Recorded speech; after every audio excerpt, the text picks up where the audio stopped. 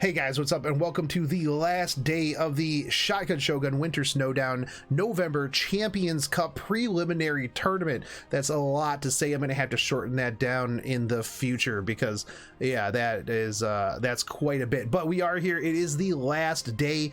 Unfortunately, Muzi has scared Lazy out of the competition, knowing that Muzi is the angriest gamer in all of Brazil. Lazy did forfeit this match, beating Muzi, showing the dominance against Panshui, the angriest American, showing the dominance against Otetsu. I don't know if he's really angry or not, but Muzi is going to be going into the semifinals, but the first match of the day is going to be Denton up against the Speed King himself, Vinny, who is actually driving right now. He had to pull over to the side of the road to get this done. So once these two guys are readied up, we will jump into this and get this day started off. I am really hype. I want to see more of that Bruiser area you pulled up yesterday. That thing was insane. Yeah, like so much damage while surviving like a lot of the hits. Right. It's surprising how much stats that character has. Yeah, and the amount of damage that it can put out with its modifiers are pretty big. One of the big things too is that these two players have a very different play style, right?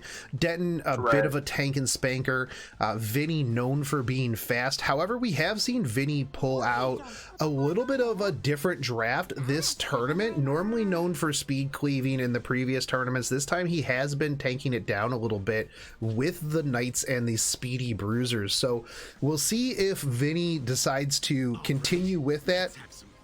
We are going to see the Ruel ban out, the Steny ban out, which I actually, after this tournament, I started banning Steny and RTA, and my win rate has gone up quite a bit, actually. That's interesting. Yeah. So yesterday you got to see like a lot of similar drafting players play with each other, and it was interesting to see them like counterpick and like steal each other's drafts. But specifically on this fight, I think we're not going to see that as often anymore because all the pairs were like paired perfectly yesterday. Yep, but we are going to see some pretty similar character coming out here. The Falconeer Quarry, the Last Rider Crowd, the FCC, the A-Ross, which A-Ross actually very strong in the current meta as well, just because of that double up into like a single target DPSer, which being the Rylet. So Vinny is going to go with that Blue Rose as well. And you know what? I think that the reason why people are banning Steny is that you can draft bigger, higher damage single target damage dealers, right? You can draft the Rylets, you can draft the the top model Lulukas, stuff like that, and they're safe because once you drop that Steny into the draft, you are going to have a bad time because you either have to ban it, and if like say Vinny picked a Steny right now, Denton would have to ban that. That's 4 free picks from the side of Vinny. So we do see the Ravi come out. First match of the day, Fire Ravi. Absolutely doing work so far this tournament. Denton is going to finish off with the Blue Crow. And is Vinny hovering Champ Zerato? That seems like a weird answer to. Okay, so Blue goes. All right. Blue Kisei. That Blue Kisei very strong. I see like a lot of Eros like pick with Rylet every time I see Flurry. That way you don't give them the Rylet Flurry combo. While at the same time it combos really well with Rylet. Yeah, so that double up into like a squishy early on is just devastating. So Eros feels like a second Flurry at this point. They're both like the 3 stars of choices. Absolutely. So we will see the FCC and the Falconeer Quarry ban out here. We'll see how fast this A-Ross is, but not as fast as that Blue Rose. Blue Rose, when picked, usually going to be very fast as an enabler. So let's see. That was also almost a 20k HP Blue Rose. So this is a tanky, really fast Blue Rose. It's not just pure speed. Yep, and let's see what this Blue Kisei deletes. Oof. Wow, that was counter into yeah. That's gotta hurt. That Ravi is another counter. That Ravi is very tanky. And here's the thing. So you bring out the Last Rider Crow here, but you're not killing the blue Crow. You're not killing the blue Crow. You're getting a third counter attack. This counter attack just popping off, and now Denton gets his entire team lineup here. So that wasn't a Sigurd Scythe. I'm curious what artifact that Ravi's on. It's probably Draco. It's either Draco Plate or maybe a Crimson Seed, something along those lines for after the immunity wears off. So that Ras actually dealt enough damage to take this Kisei out of stealth. The shield she has is after the fact because that's where you get from Emma Crow. Right. So this Crow is gonna see some crown action. It's not enough damage. Wow, though. did not do enough damage to kill there. I feel like you just rip the S3 here because you don't want to save it. You just want to do as much damage as possible. Now, here's the thing. You have the Arby, right? And that Arby, when he comes back, is going to be doing quite a bit of damage here. So maybe doing the S1 there would have been the better idea, because then the Ravi could have healed up a bit more. Because your Blue Rose most likely going to push that RB up, get a little bit of extra damage here, and gets the Gab is going to be rough. Does not do enough damage there. Doesn't really do much, but through the defense buff, is this probably just a tanky RB? We have seen a lot of people running that tanky RB to kind of negate the whole top model Luluka, ML Haste kind of deal, and just being there for a little bit longer. To be completely honest, that's actually, if I were going to run an RB, that would be the RB that I would run, the more annoying, tanky, bruiser, sustainable, stick around forever RB. Right. This Ravi popping off. Oh, and it also has the what you call it, the EE that cleanses. Cleanses, yeah. I've never seen a Ravi S3 turn 1. Just the amount of counters she did, like at the beginning. Yes. She did like 3 counters. She was able to S3 turn 1. That's not how it's supposed. This character's not supposed to work like that. It's supposed to be a ramping up character, but sometimes you just get lucky. Yeah. That is a 12k. That is a 12k RB. But the thing is that Ravi has defense buff. The Ravi has immunity now. So even if this Arbiter Vildred, we've seen now that it's gotten Gab twice. You're not. Yeah. If it comes back even with Gab, I don't think that it's going to be able to do enough. It's not going to take out this Ravi at all. I mean, you solo in here, but you're not going to do anything. This Ravi is just going to solo you at this point. Yeah. You can't kill this Ravi in 1 or 2 shots. Yeah, it's that, not even like that didn't even dent that Ravi. No.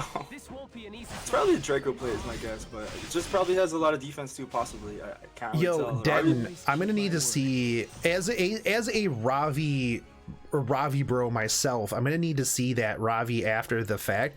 But that was a fight right there. That counterattack set was popping off, bro. I think Vinny could have killed that Ravi there early if the Ravi wasn't able to counterattack and lifesteal 3 times. But unfortunately, it just healed so much from that. You put your faith in the RNG that is counterattack Ravi. Vinny not respecting the Ravi though, still going for the Ruel pre-ban. So I mean, Vinny is a cleave player, and Ruels are known to be super tanky. Right. And being able to bring someone back is kind of annoying when you're just trying to kill someone turn 1. Yep. We'll see though if Vinny changes things up. I feel like if Denton picks that Ravi this time around, it's gonna be a ban. That Ravi put in so much work. Vinny does grab the Flurry Rallet combo. Like I said, Denton was just going to counter. If Vinny did not grab the Rallet here, it was just going to go again and go for the Eros Rallet combo, which is sort of similar to the Flurry Rallet combo, except a lot less predictable. Right. Well, I mean, you do still, there's pluses and negatives to both sides of that, right? The Eros does provide you with debuff immunity, which is pretty solid for the Rylot, meaning that, you're not going to get randomly defense broken or something like that. And you get the double up, right? So Denton locking in the Ravi I feel like now Denton has 2 free picks for those last 2 picks because Vinny running it back with the Rose. Right, but he does get Rowlet this time, so let's see how Vinny's Rowlet is built compared to how Denton built his. I bet it is like 700 speed and like 4,000 attack and 350 crit damage. You know what? The math checks out. I think that's absolutely right. Yeah, 100%. So we see another LR Crow on Vinny's side. LR Crow known to be supposed to be like a defensive knight, but ends up being a cleave character in Vinny's situation. Yeah, 100%. The thing like, too though is with LR Crow coming out, I feel like he is good into certain situations, but drafting him into nothing but single target DPS really kind of hurts you, right? Because you really want him to cycle those S3s and kind of go with that. If you just have nothing but single targets on the other side, it isn't as impactful. And we see the double Ravi pickup. We see the blue Kisei yet again. So Vinny banning real fast, and I'm really surprised here because we're gonna see the exact same bans out. I think that was Denton's plan of pre-banning S10. That way, if you just drop single target and then let the opponent have LR Crow, like in this situation, he pretty much only has single target. Pre-banning S10 was perfect here because he doesn't have to worry about that S10 being stealth all the time. It's 100% the reason why I started banning S10 as a matter of fact, because I mean I'm not an S10 player, so we're gonna see the blue Crow go down to half, and I'm pretty sure that this is a dead blue Crow because you're gonna do true damage here, and then this Rylot is going to kill him. So but this Crow is dead. Is it a holy sacrifice Crow? No, it's not. I was waiting for Denton because Denton hit the emote. I was waiting for it to come back and just Crow horse through something here. So you probably hit the Rylot at this point. I guess he obviously gets a defense buff, but even though Denton has like lost his one character, he still has Ravi to turn things back, and Vinny spent his entire kit. That was all of Vinny's skills aside from the TCS2. Rylot has nothing. LR Crow's nothing, and this LR Crow's not going to take another S3 for a while, since all, like, aside from the Rasa S3, that's the only AoE skill on Denton's side. He's opting to go in on the Rylot, which is a little surprising here. I guess he wanted to do the 50-50 of, am I going to just almost one-shot this Rylot, or, you know, what are we doing here? Ooh, that's some big damage, but counterattack is going to heal, and you have Sigurd's Scythe, so this is a Sigurd's Scythe Ravi. And I guess the heal, it just has a lot of health, so the heal looks like really small because it has a lot of health. I can't really. Let's do this.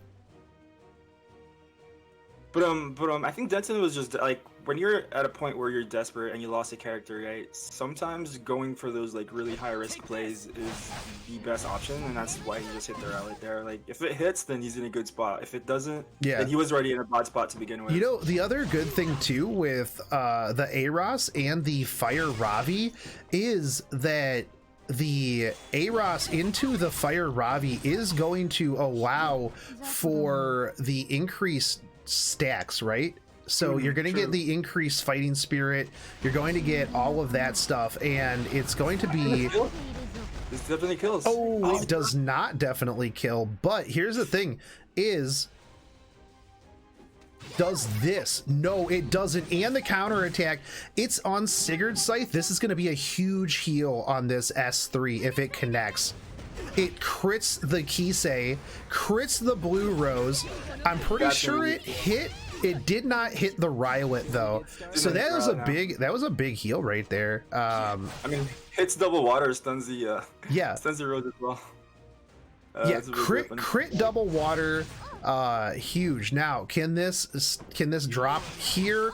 No, but the counter attack is going to, and it stuns the Rylot. Bro, not only does it hit, but it stuns the Rylot on the 5th charge. Bros, poor Vinny. Why does Ravi win so hard? Ravi just can't stop winning. There goes the evasion. Just because of these counter attacks and these dual attacks, Ravi at S3 again. Vinny. Counter stun. For Vinny. Yep, and this is gonna S3 again, and if it hits the rally, it's pretty much dead.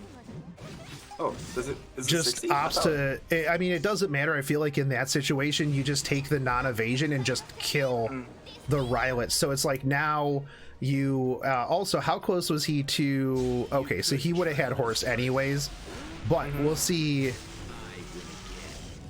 I mean, I don't think even with this, and here's the counter attack yet again. I'm pretty sure after this, we're going back to. I'm going back to B13 one shots.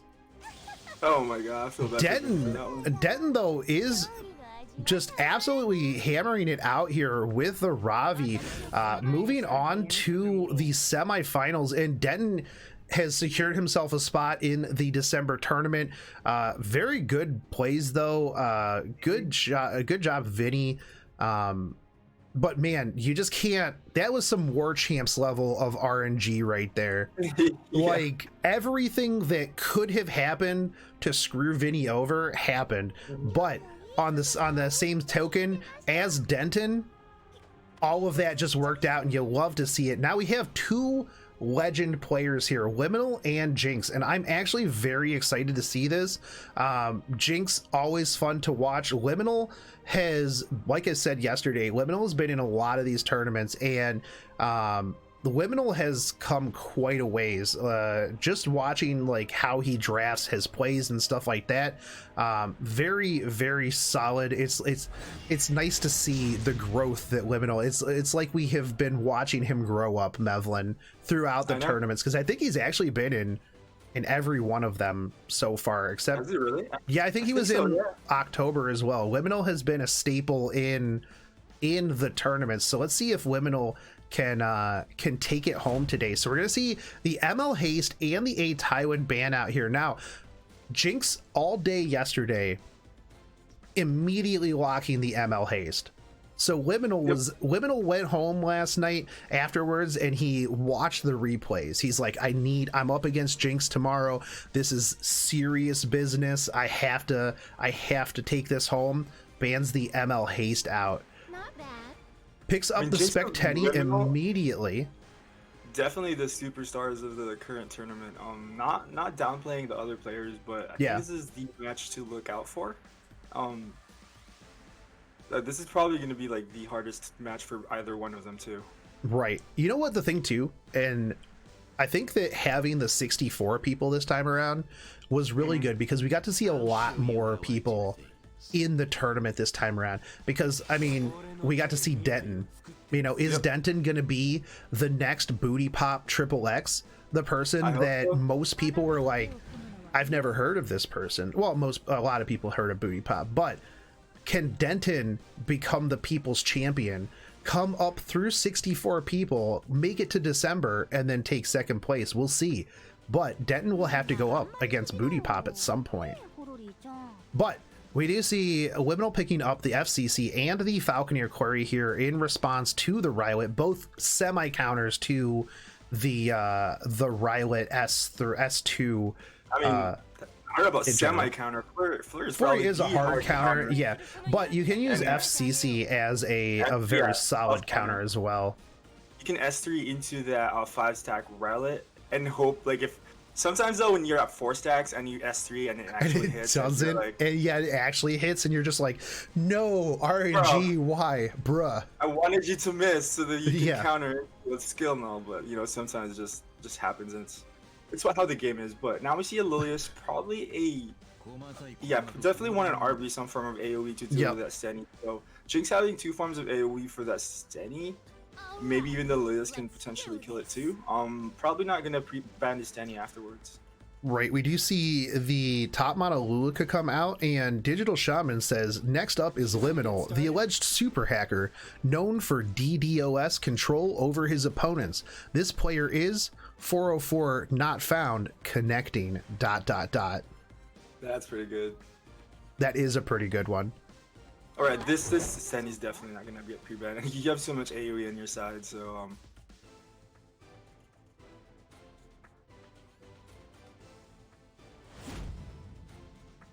And I did not put the thing up, but I was busy reading copy pastas in chat. Scuff Streamer, Scuff Stream, Liminal versus Jinx.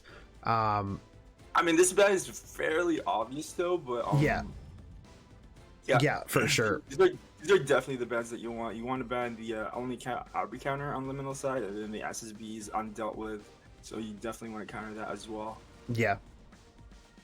Like we said, last picks, like late picks, are so strong. Like these are usually the things that get post banned. 100%. And I also like the AROS with the Steady here, because after that Steady gets that S3 off, that's just going to be that's going to be a lot of damage. Yeah.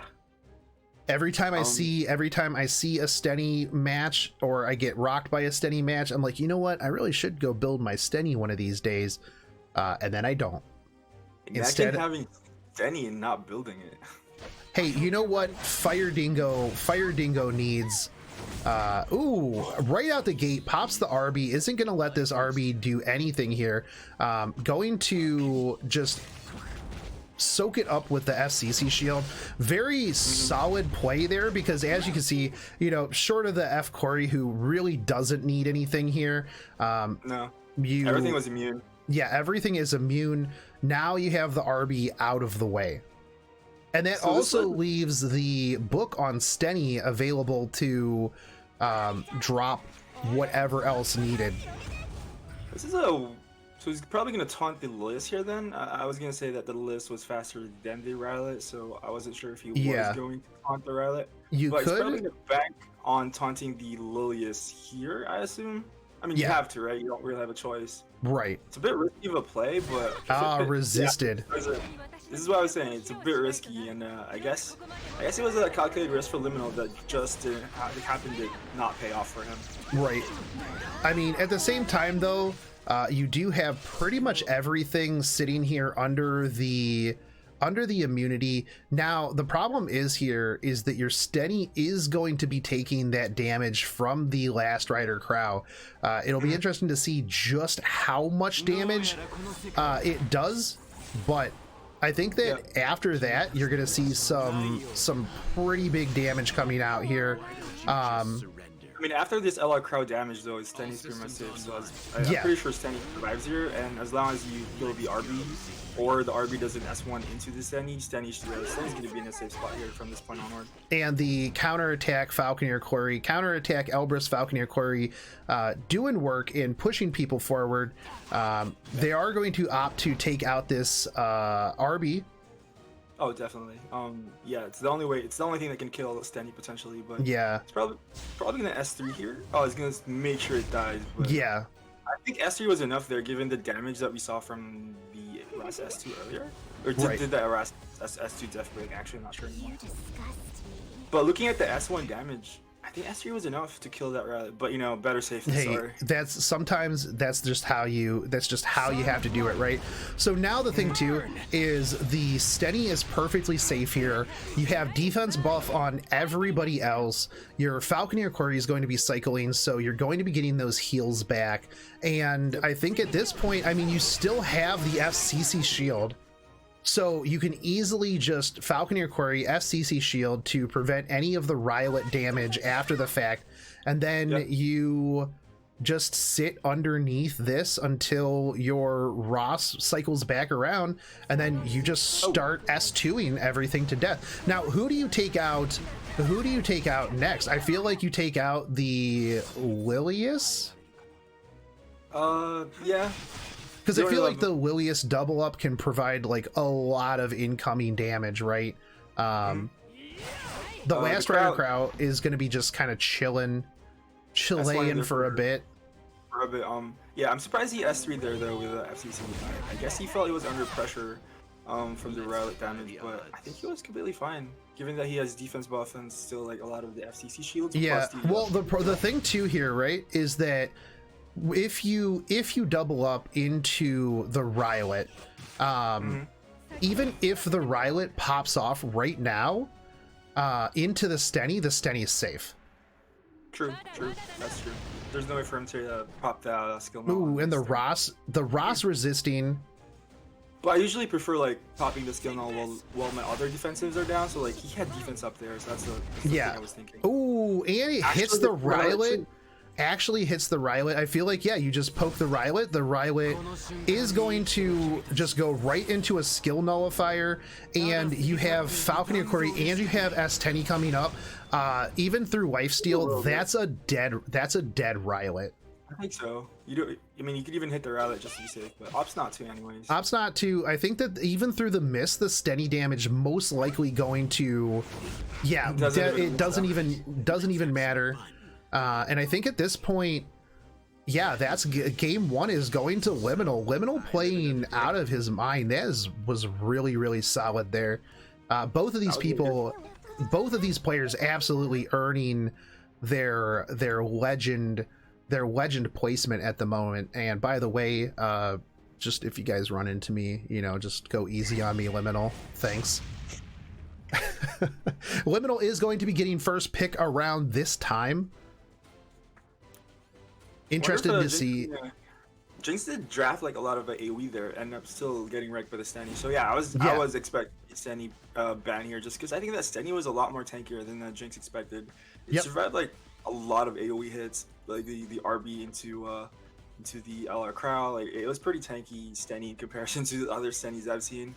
Yeah, no, for sure. And I think that like that's one of the problems that I feel with people drafting Stenny is that Liminal first picking the 8 Highwind, giving Jinx the Falconeer Quarry and the Rylet most likely. Yeah, probably. And then Liminal's still sticking to his ML Haste prevent to really. I mean, ML Haste very strong, and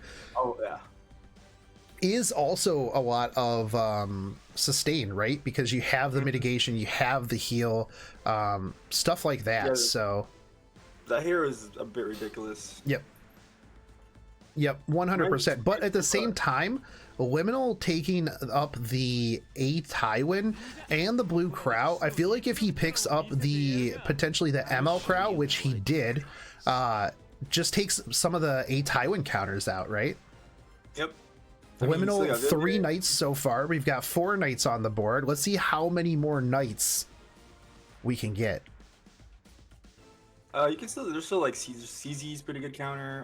There's a couple more counters for 8 Highwind, but at this point, yeah, like LR Crow probably one of the best counter for. Can we get 5 knights? Is it happening? It's happening. We've got the Penta knights.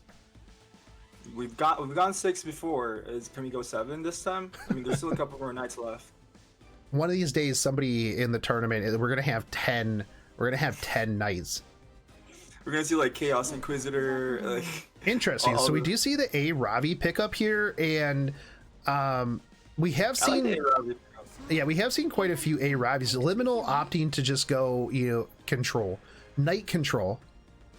Also, this is looking from the Liminal side very much like the team that I was drafting nonstop last night as I was trying to climb the ladder.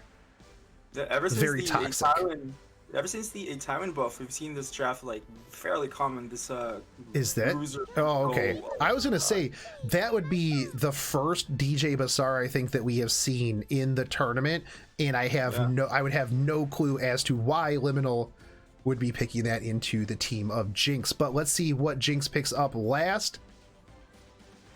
Ooh, so we see the.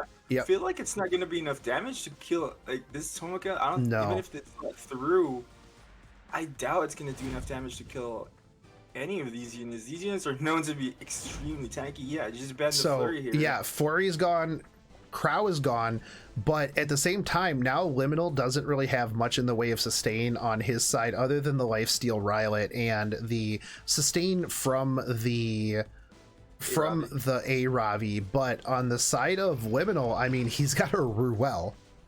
Yeah, if Jinx need to kill something here, and if Jinx is able to either one shot this Ruel, that's probably his win condition at this point. Yeah, I feel like you double up here and then hope that you can. Okay.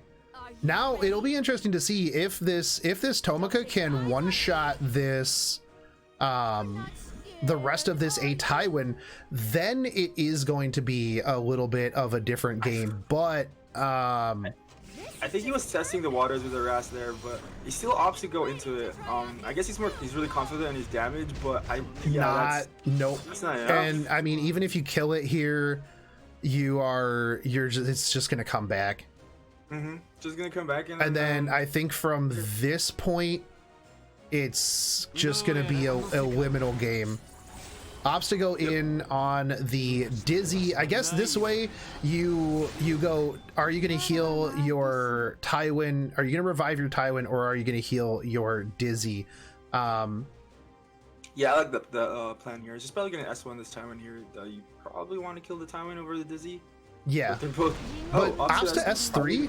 That seems like a really weird, and doesn't kill the Dizzy either. Not enough damage here at all. I think that this is yeah, Liminal showing like the power of just tank. Doesn't even have Horus in this side. Yeah, it's just pure. And yeah, I feel like you just pure S1 here. I guess you could S3 because you would get this onto the Aravi, onto the Tomoka. If this strips the Tomoka barrier, I mean, it was close. I was waiting for it to strip and then or stealth or something. Yeah, you could also strip the stealth, probably the better strip there. But I wish that it showed us how many souls were available, so you could see whether or not is the S3 going to be enough to give Liminal the first round of the. No, I doubt it. It is actually. So there you go. So you have 10 souls, and the Tywin engine is on. How? Because the S3 from the Ruel added enough souls. So you S3'd with Crow, you S3'd with Dizzy, and then you S3'd with Ruel. Is one of them 4 souls? 3, 3, 4? I think so. Oh, didn't even need to because he knew that he had Holy Sacrifice. Yeah. Holy Sacrifice. You didn't see Arya, so like that was my guess who was Holy Sac. Yeah, although the Tywin is going to drop again. But that just wasted a whole lot of stuff on just trying to get that Tywin back down. And now you do have the Crow, you have the Dizzy. The problem here is that the Dizzy, you have a 33% chance that this is going to go in. Actually, it didn't hit, or it didn't miss. You had a 33% chance to just rip that Rylet S3 into a immune Dizzy, and it didn't. I wonder what artifact is Dizzy's on. That Tomoka is gonna just die.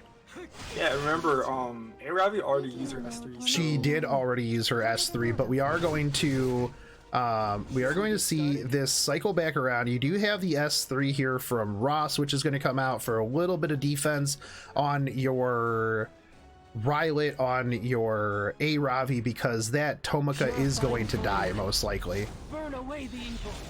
Yeah. And counterattack. This is going to just strip.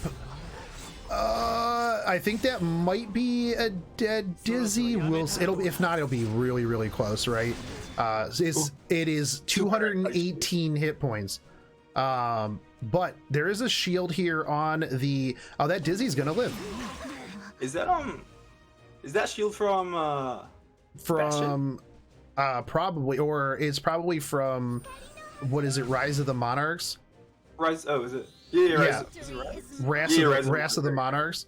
So even a soul burn here isn't going to kill anything. It's not, and here comes the counterattack. If it stuns, yeah. And that's a dead Tomoka. Probably. Definitely. And now it's just a waiting game, because one more cycle around, and then the Ruel can revive anybody. I mean, Ross has a steer, but he's paralyzed. So that's unfortunate. Yeah, it is Rise of the Monarchs, Ross. It is rising on Mike Tyson. This Dizzy is going to be taking some heavy damage here. Doesn't have anything but the S1. Doesn't get a stun off this time. But you do have a Last Rider Crow S3 coming through, and that could be a dead Ross on this. It's most likely going to be soul burned for the cooldown right here. Right, but Jinx has S3 here on his Ravi back, so Dizzy's probably gonna die from this Ravi S3. Am I off to like soften the Dizzy a bit? Yeah. I hope you're ready. Yeah, he does. Oh, and counterattack. If this stuns, it stuns the A-Ravi and the Rylot, but the Rylot goes into the Ruel, does a lot of damage, but I don't think that's going to be nearly enough. That stun on that A-Ravi is so huge. And yeah, you just kill the Dizzy here, I think. Yeah. That way, force the Ravi to force the Ravi, but at the same time, do you just force the does the Ruel just bring back a Tywin here? They both have their skills, so I'm not even sure if you do, because you have immunity on Ross. That's true. On Rylot here, but Dizzy is at the lower end of the bar, and I don't remember where a Tywin was. I think he died like higher. He was very high, yeah. He doesn't have his S3. He can just pop the Ross right now. That takes Ross out of the equation. Now you just start working on.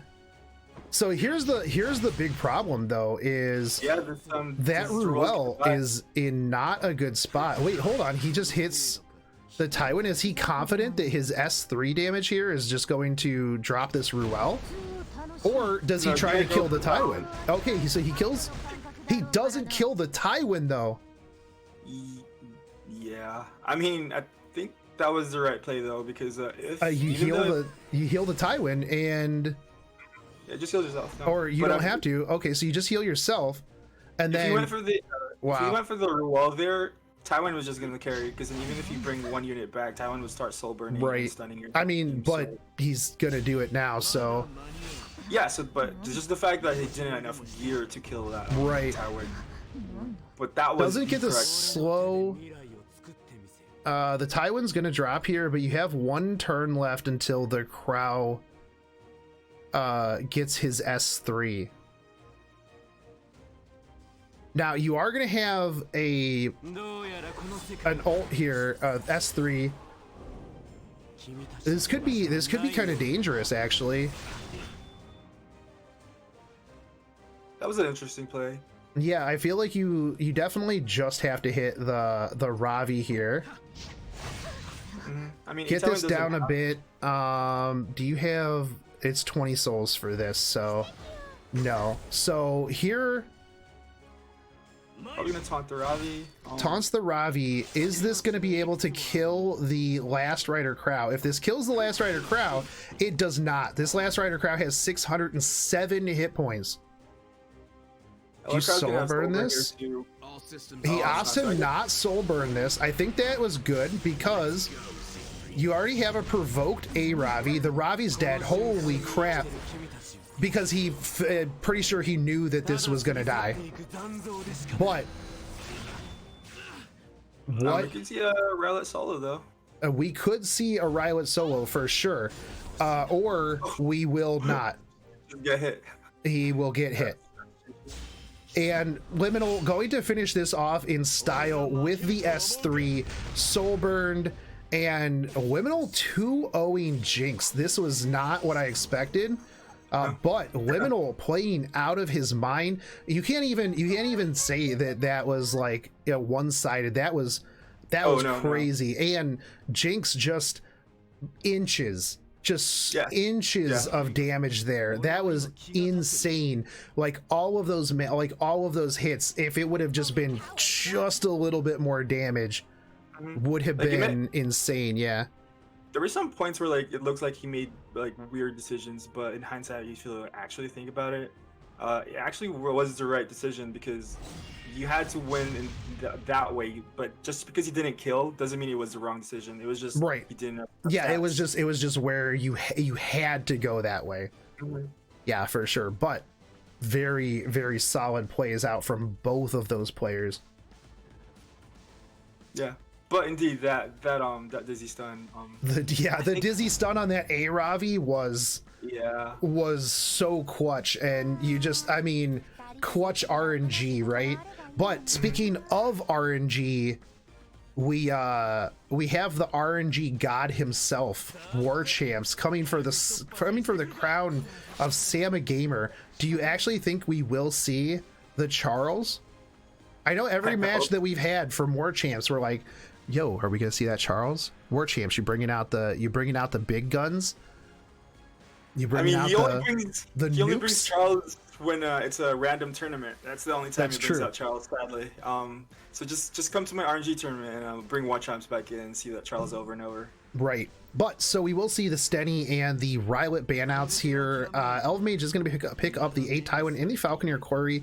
War Champ's going with the true damage draft here, the Blue Crow and the ML Haste. We'll see if a Last Rider Crow gets picked up here, but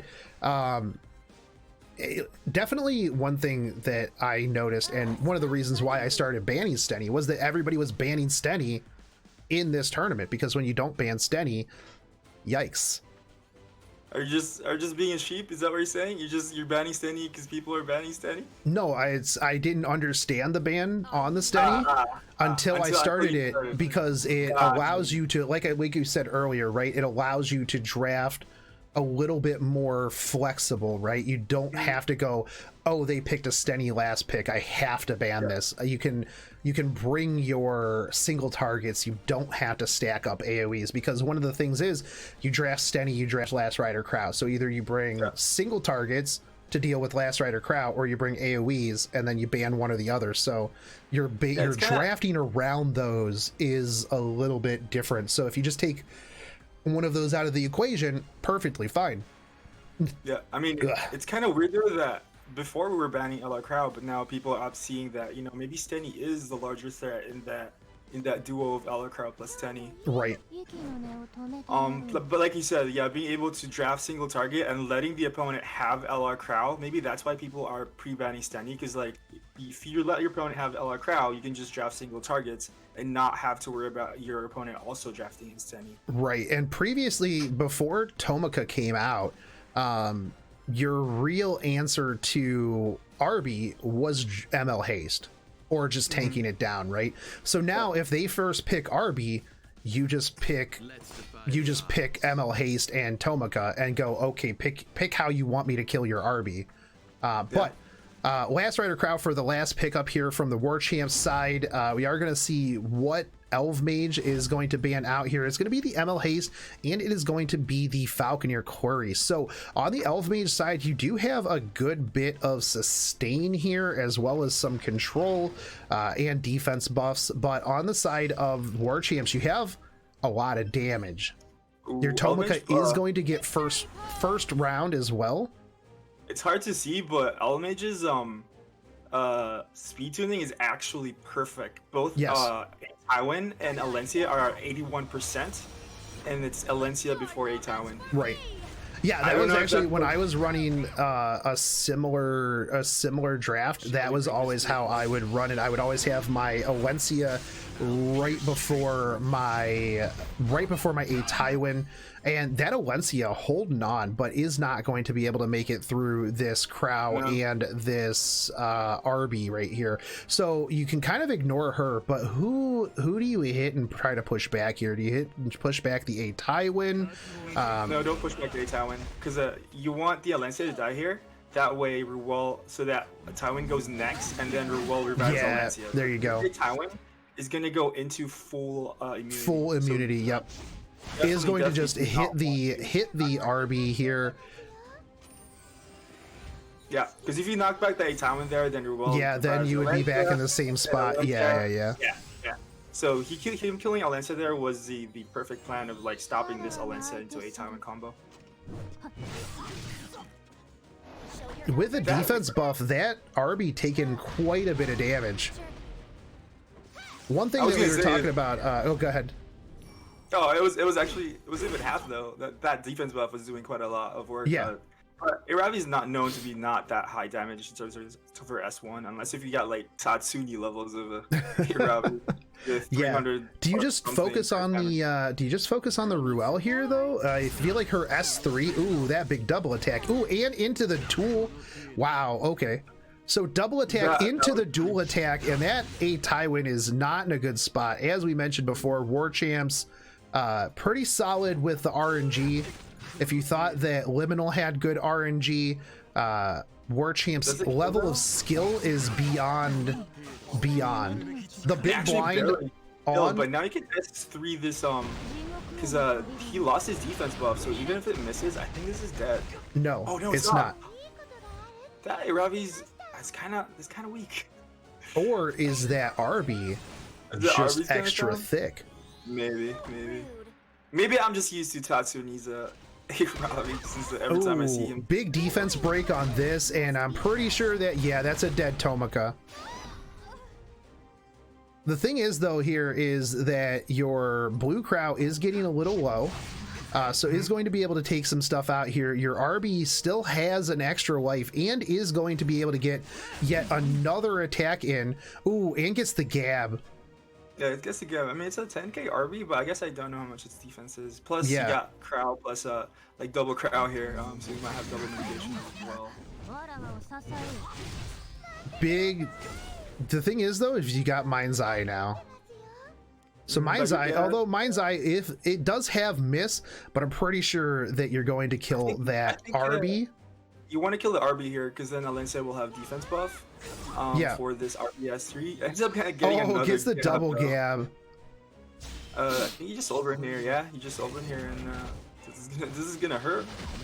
This is still going to hurt, and I'm pretty sure you just follow up and you potentially kill the Ruel. Is the defense break, is gonna miss the second one though, and that RB is still gonna stick around. I feel like you just kill the Ruel here and then potentially horse the A Ravi and win for free. No, you should horse the Ruel just to be safe. That's fair. I mean, and the thing is, both the A Ravi and the Alencia have blind on, so you're gonna be perfectly fine. Yep. Actually, you don't even have to want to kill her roll. I mean, she's got nothing for one turn, but I wouldn't even risk it. Really?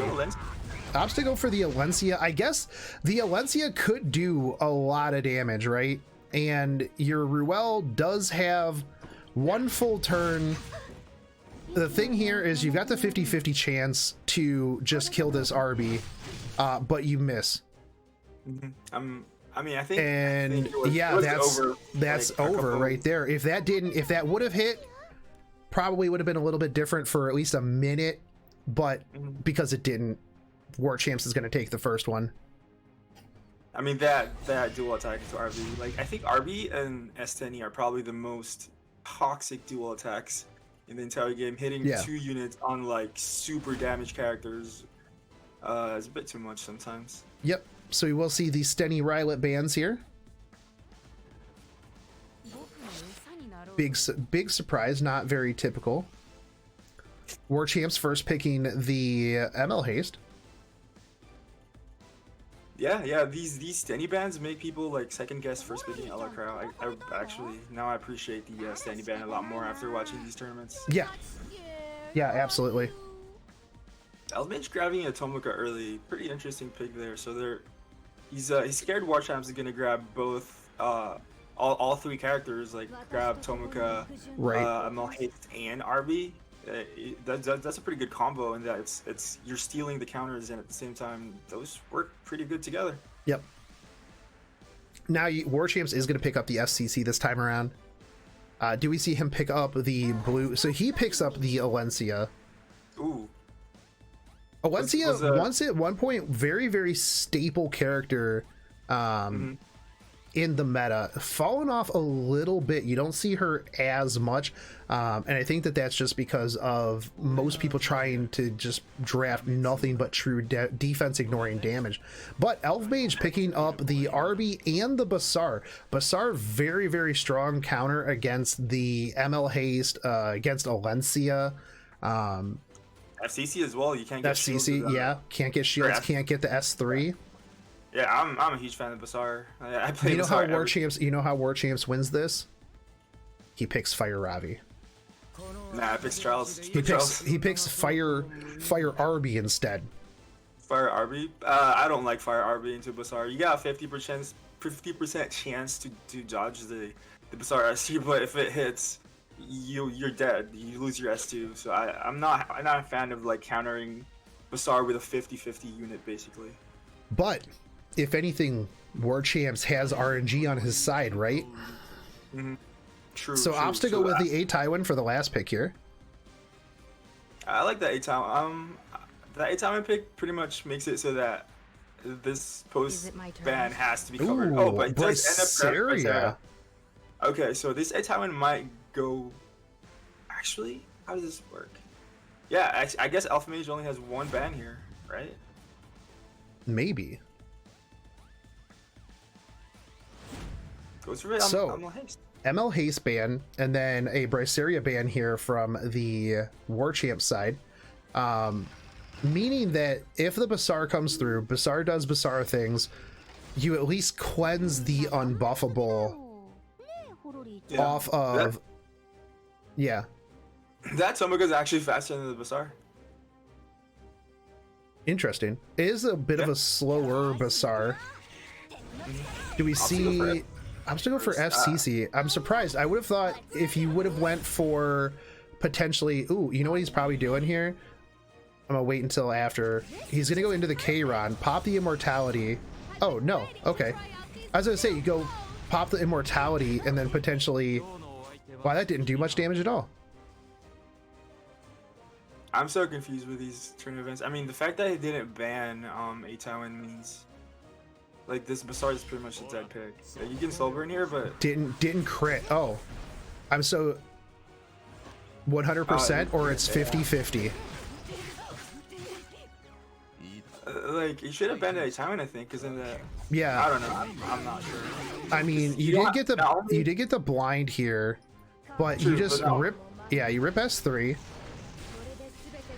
So, like, not only do you not get, like, your unbuffables out, you don't have a way to deal with A Tywin. Yeah. I guess blind might be good enough, but I don't know. The thing is here is with the A Tywin, right? He's going to get battle command back up before the K-Ron gets a chance to go. Now, if anything hits this Tywin, blind's gone. Mm-hmm. So the RB gets a but... gab, but if he hits A Tywin here, then your K-Ron, not blind, okay, does it though. K-Ron, I feel like even with blind, you just cook this Basar. I think you cook the RB, but I don't know if it's... I mean, I think you... Maybe with blind you still, but you don't have attack buff here, right? Opts to go with the Falconer Quarry? Did War Champs time out? Never mind, he still killed it. I think he time out. I mean, I think he's supposed to kill the Hey, there, but... you know what? Even if he did time out, still worked. And goes into the Alencia that is going to wipe pretty much the rest of the board. So he wanted to kill the RB with Alencia, that way he could get defense buff. That actually makes more sense. Okay, so yeah, now he gets immortality. It has everybody just fine. And Alencia just got pushed up because of Durandal. Ooh, Durandal, Alencia. And you just kill RB here with Alencia, and then K-Ron just cooks the Tomoka, and War Champs takes game 2. GG. GG. See, this is why we're commentating and not participating, Mevlin, because some of these plays are big brain. Yeah, you see it in hindsight. So War Champs is going to have to go up against Liminal, and we're going to go into the semifinals. So all of the people who have moved on to the semifinals will be in the December Winter Snowdown $2,025 tournament. It's $25 because somebody donated $25 Friday, I think, and that went into the pot. So anything donated throughout the tournament is going into the pot. There will be big prizes for their gift cards for chat as well as everything else. But we're going to get into Muzi versus Denton. Now, where you place here is going to depend on your seeds. So semifinals, best of 3, finals and third place is best of 5. So let's see what Denton brings. I've been enjoying watching Denton, but again, Muzi, angriest player in all of Brazil. So we will see what he brings to the table against Denton. So they both ban Last Rider Crow. I mean, we were just talking about Steny bans for Last Rider Crow, but I guess right. They're really scared of Ella Crow. Do they both not have Ella Crow? Because maybe. I guess they don't. But I guess now they know that neither of them have Ella Crow. But Muzi picking up the Falconeer Quarry Rylet combo, Denton picking up the FCC here. Do you think Denton just keeps going with the Ravi? You ride the Ravi train all the way to the finals? I want to see Asaria though. I mean, yeah, that Asaria was really good as well. Sadly, I don't think Asaria's pretty good here. We do see the Ravi. Denton says, "You know what? I'm putting my faith in Ravi to carry me the rest of the way." I mean, Ravi's stats are just, her baseline is just that strong. I think, like, looking at her passive, there's like nothing defensive about it, but just her baseline like stats and the ability to, like, because she gets free attacks, you could just pump all those stats into some defensive stats. Yeah. That's how strong she is. Plus, she's a bruiser, probably one of the easier units to build. I would disagree with you on that one, because the Ravi requires a lot of. It depends on what you want Ravi to do, right? I think for Ravi though, it's all about like the quantity of stat, like how much points you got, not like what stats you get. So like you're able to like use HP with like attack stats, right? Like HP yeah, attack. I mean that's true, but you do have a lot of different thresholds on Ravi to do what it is that you want Ravi to do. But Denton picking FCC, Ruel, Ravi, Steny, and Arby, whereas Muzi is going to be picking up the Falconeer Quarry, the Rylet, the Blue Crow, the Aros, and the SSB. Now we haven't seen a lot of SSB this tournament in general, and to be honest, I haven't really seen a lot of SSB in the ladder when I've been climbing. I feel like SSB people have learned how to either just ban or play around SSB, so we will see the SSB and the S10 banouts here. SSB was the answer to the Steny, and they just banned out both of their answers right there, or both of the issues. SSB's still strong though, just not first pick potential anymore. She's definitely like a pocket pick at the end. Yeah, absolutely.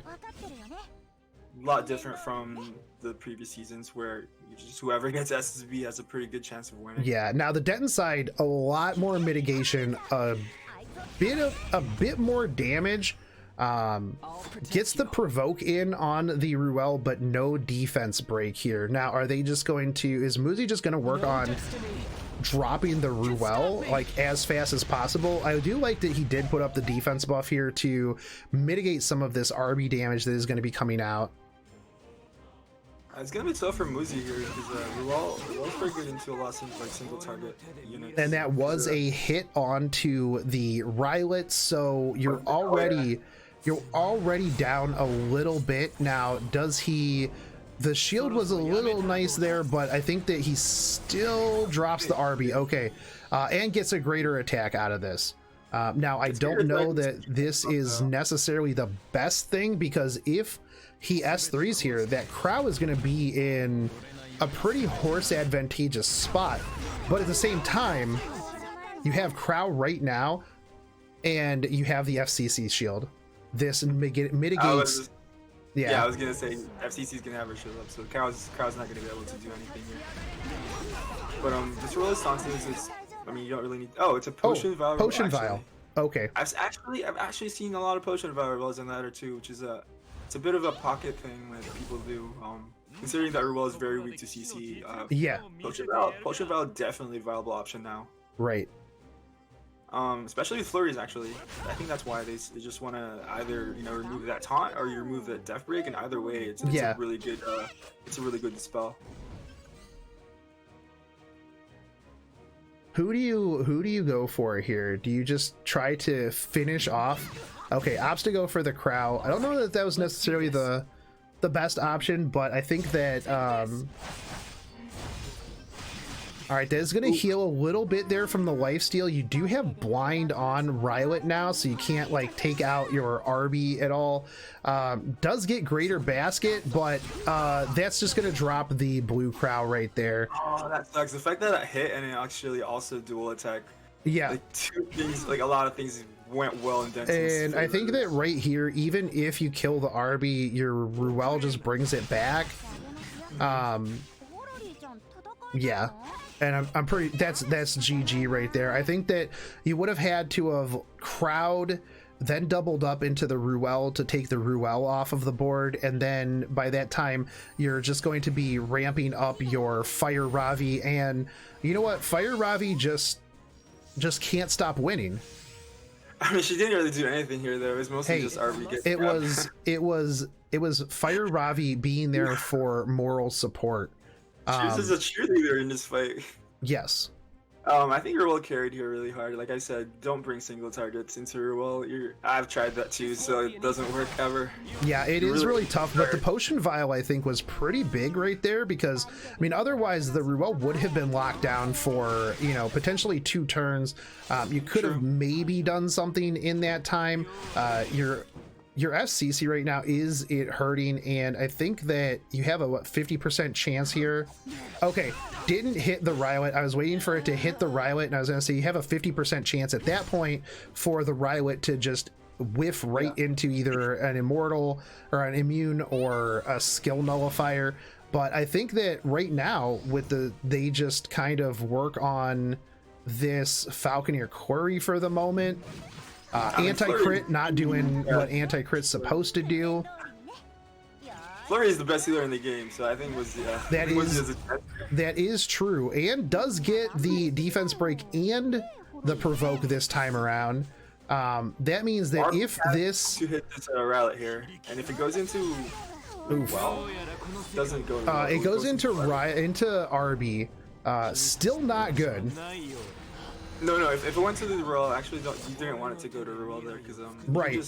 That's when the Ruel here twice and kill it. So the fact that it didn't go to Ruel was actually good. Muzi actually not looking too terrible here, but it's Potion Vial. It's Potion's Vial. It is Potion Vial. It did heal. Did get rid of the defense break, so that was really, really big right there. I feel like the Ravi could just Soulburn S1 the Falconeer Quarry at this point, and the Falconeer Quarry is dead. Yeah, if he's over, I mean, I feel like at this point the amount of modifiers on that S1, it's dead. Yeah. Damn. Falconeer or Robbie's S1 is no joke. Yeah, so you just now the problem here is that this Rylet could carry. If RNG works in Muzi's favor, this is a lifesteal Rylet. You should have hit the. Shouldn't you just hit the Robbie? I feel like it should have hit. Oh, I guess the FCC. Yeah, I guess it really doesn't matter. I think he was trying to kill the FCC so that he couldn't get the skill nullifier up. Yeah, I didn't see the cooldowns there, so yeah, he was desperate. He had to kill the FCC there, or else. And that goes into the Ruel, so that means that he's going to have a whole extra turn to try to kill the FCC. I think right here. Okay, so he's just going to bring back Arby. I mean, I don't think that that's the worst idea. I think you should have S3'd herself or something. Because Arby has 1 turn left. It doesn't matter. Ravi's going to just clean up here. Yeah. Ravi doesn't know what evasion is. Ends up resisting though, but it did resist. This is like such a bad spot. Like, I mean, Yeah. here's the thing: is like even if you rip into this Ruel, right? So I mean, this is bad, but it did heal quite a bit there. But you have Ravi, you have Rylet, or you have any greater basket, even on a miss, and I think that Ravi cleans this up after the fact. Wow. Oh, and it comes back. Never mind. And it got greater basket. It's Soulburn too. What is this? What is this? What is this game? Please bring it. Barbie. I think that was a really good plan to make sure, because he knew that Arby's S2 was almost down. So Denton taking first round against Muzi, that was a bit of a roller coaster. I was expecting that Rylet to, you know, just straight carry that entire game, but Imagine having We'll expectations for Rylet. What are you Right. saying? right. So let's see what they change up to this time around. Like I said, like not like having no AoE into Ruel. Either you pre-ban Ruel or steal Ruel is probably if Muzi doesn't have any ways to deal with Ruel. Yeah. Looking at the graph before, you pretty much need to either take Ruel or, you know, draft some AoEs. Yep. Or even 100%. CC. Actually, CC is probably the better option for dealing with Ruel. So Muzi But- picking up the FCC and the Rylet here, while Denton does We're have talking the F query. Talk about Eros too earlier, right? Eros being a good combo with Rylet, so I wonder if we see Muzi drafting Eros as well. Yeah. Yeah, absolutely. Should we get started? Denton ends up stealing it, so I kind of like that. Denton stealing both the Rylet combos, but you know, Rylet doesn't really need that much combos to begin with. Rylet can just True, potentially. but at the same time, you do have the Crow on the board that can just make True. short work of the Rylet. Muzi picking up the A Tywin. Although at that point you almost have to ban Ross, because otherwise whoever Ross and the highest DPSer are, they're gonna have that immunity, and that's going to pretty much negate the A Tywin. Yeah, I'm not a fan of the A Tywin here, considering there already is one soft counter to A Tywin, but Yep. also A Tywin doesn't really. The A Tywin S2 here isn't as strong, since Flurry doesn't hit on her S3, so it's not going to get dispelled. Right. Muzi does end up grabbing The Ruel Ruel here. away from Denton, yeah, but I do believe Denton also has a DN.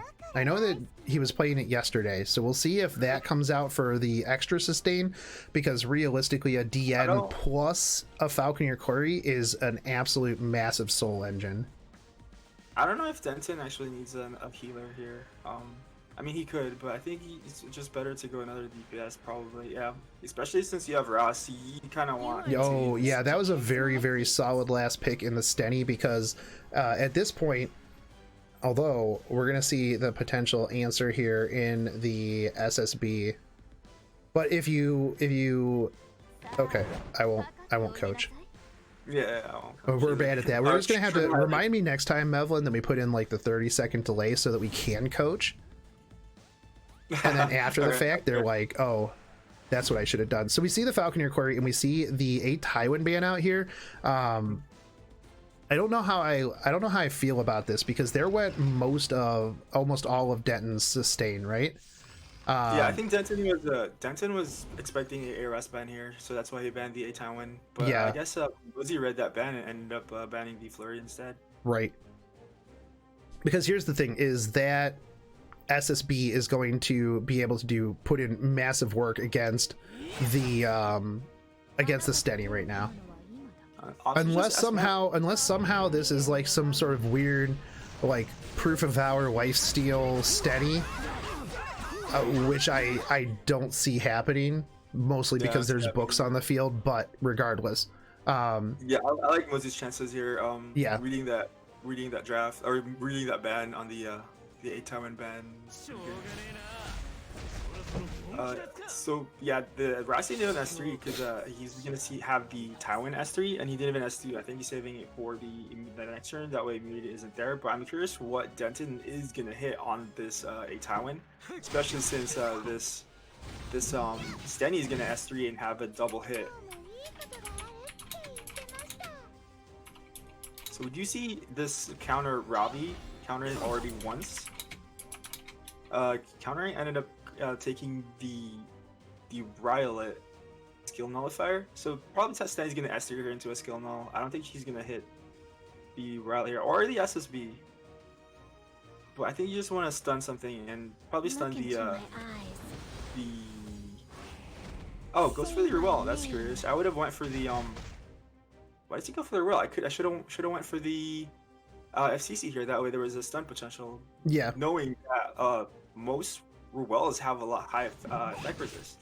Right. Oh, and ended up stunning it anyways. I guess it doesn't matter. Excuse me for doubting you. Ooh, I don't know. I think the Stenny dies here.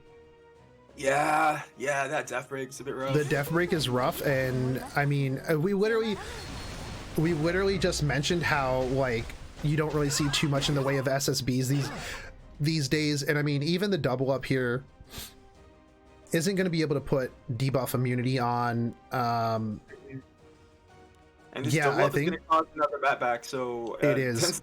Denta's like trying to see. I think she should just S2 the.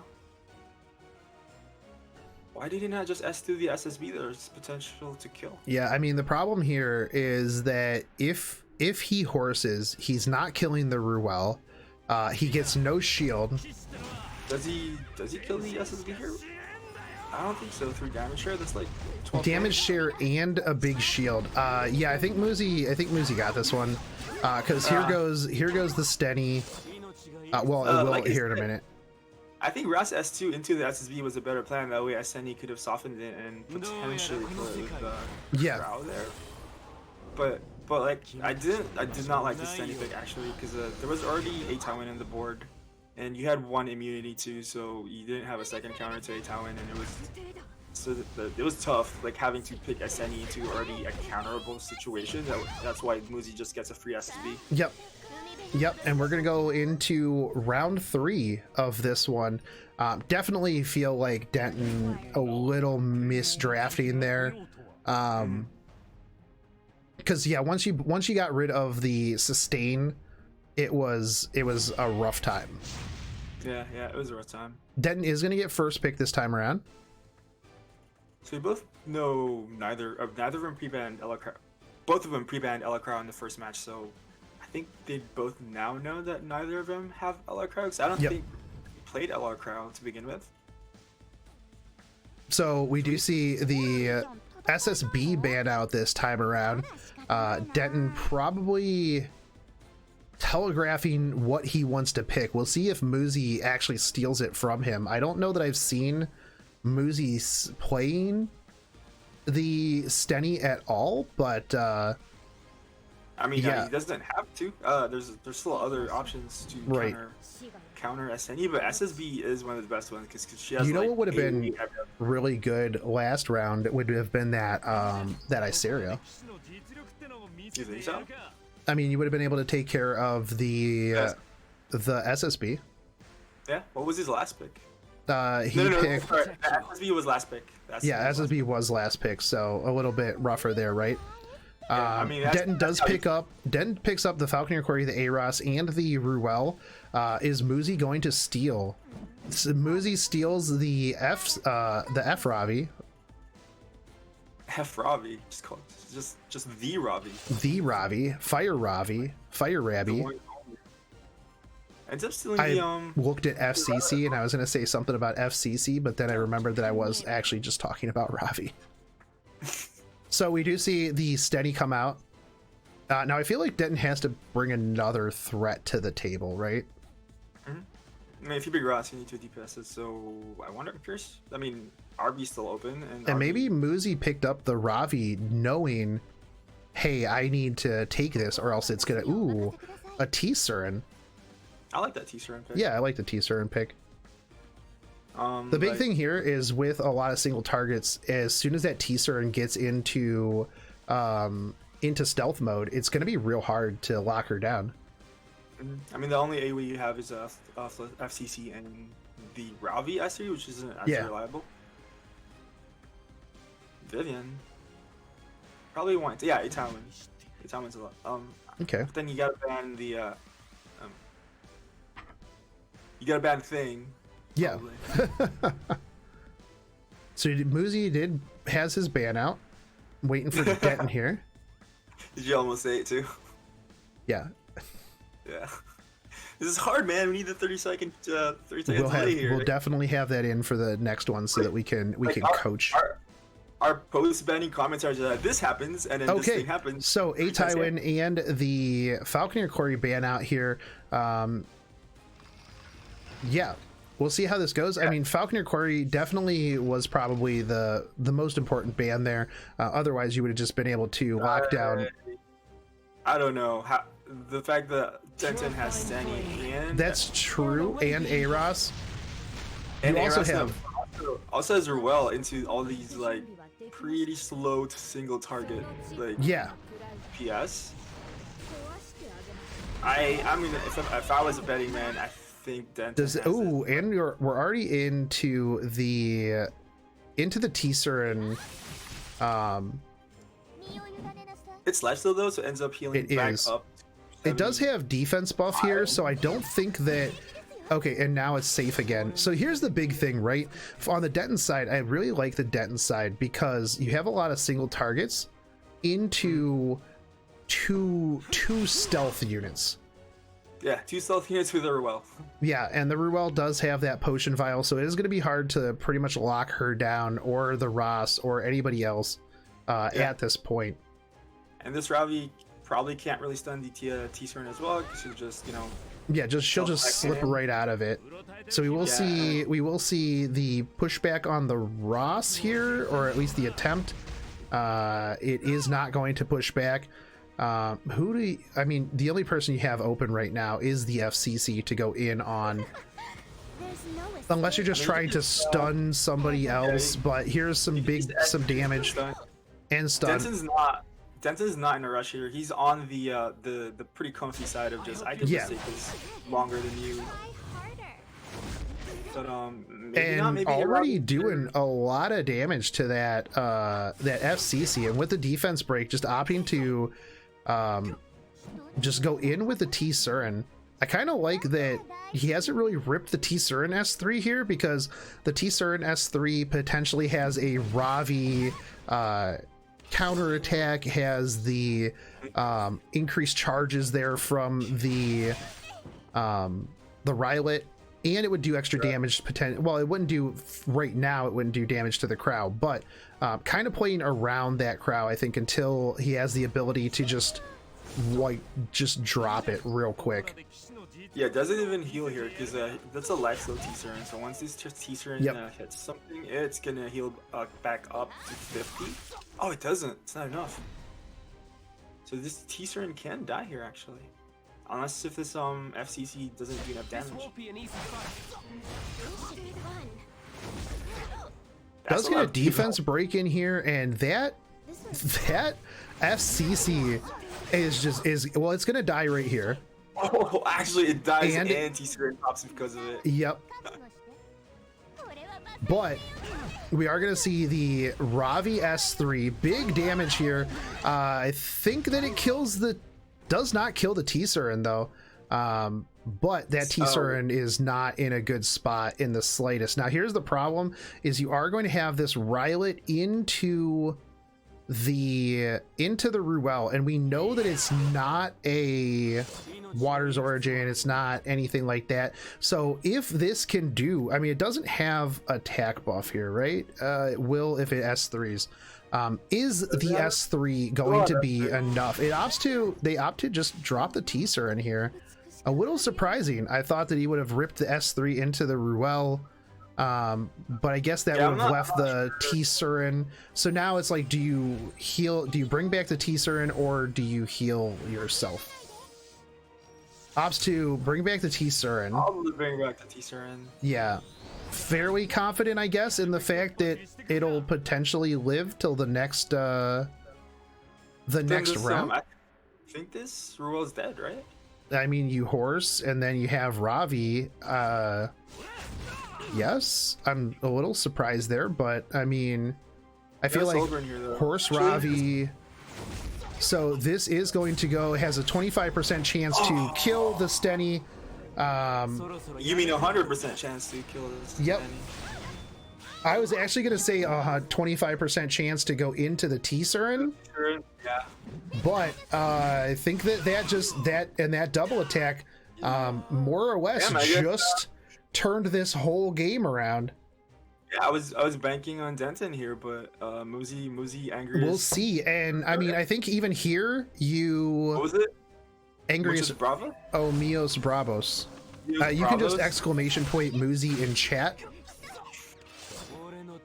And yeah, you just rip the S3 into the Ruel here. The Ruel is going to drop, and then it's just T-Surin. Yeah. That's got to be game. That 100%, yeah. Like, even if it goes in stealthy, Robbie can get it now. Even up to go to the for the soul burn.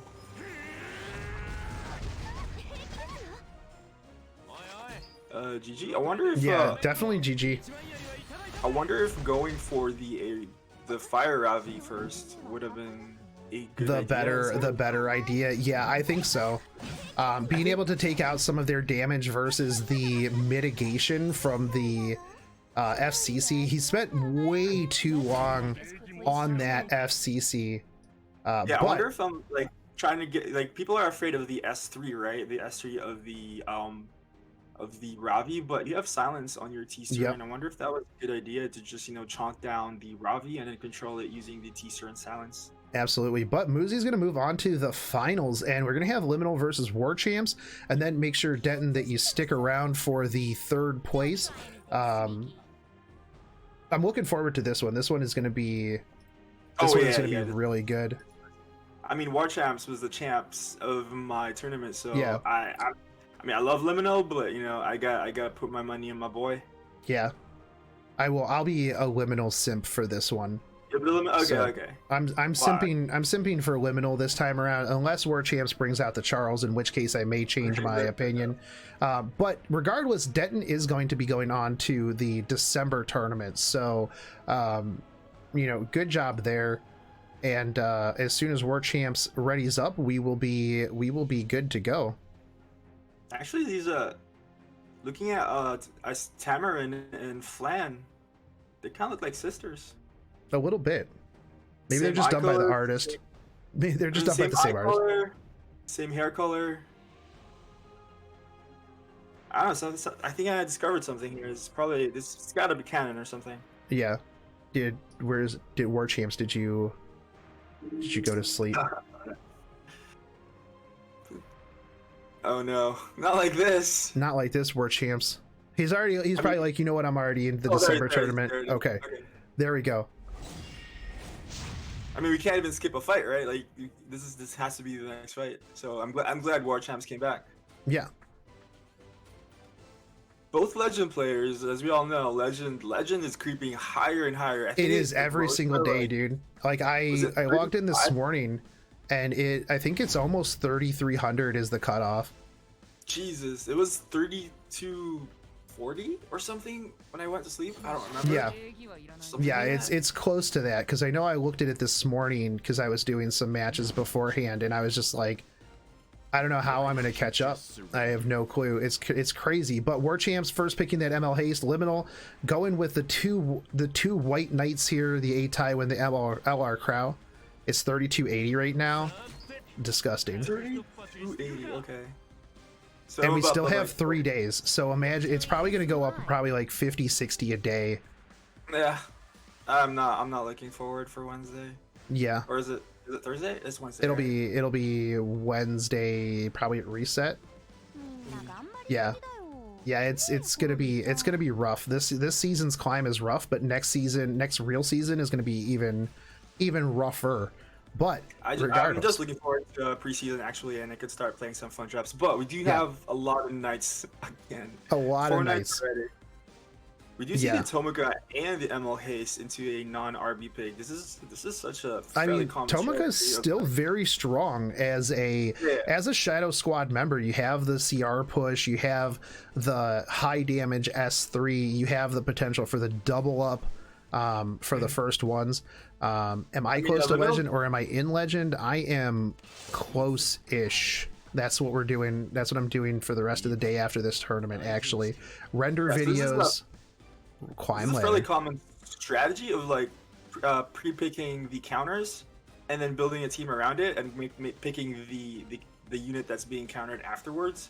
Because your opponent's not going to draft RB into a ML Haste plus Tomica, right? Yeah. That would be an instant in. So you don't have to early pick RB if you grab the counters first and work it into your team. Yeah, absolutely. But we do see the Falconeer Quarry, the Rylet, out here on the side of Liminal. Do you think he last picks up the Ross? I love having last pick, man. Like we said before, it's such a strong pick. We do see the Fire RB and the normal RB. Yeah, and not just that. Like even having last pick means your opponent's like last pick, the last two picks they have to revolve around what you're gonna do in your last pick. So I can't pick units that are already countered because then you just counter with your last pick, and that would just last pick, by the way, for Liminal side was the FCC. Not see and the last pick FCC. Yep. So A Tywin, ML Crow, Falconeer Quarry, Rylet, and the FCC. The War Champs side, we're going to see the ML Haste, the Blue Crow, the Tomica, the RB, and the Fire RB. So we opt to see the Fire RB, the regular RB ban, and the FCC ban out here.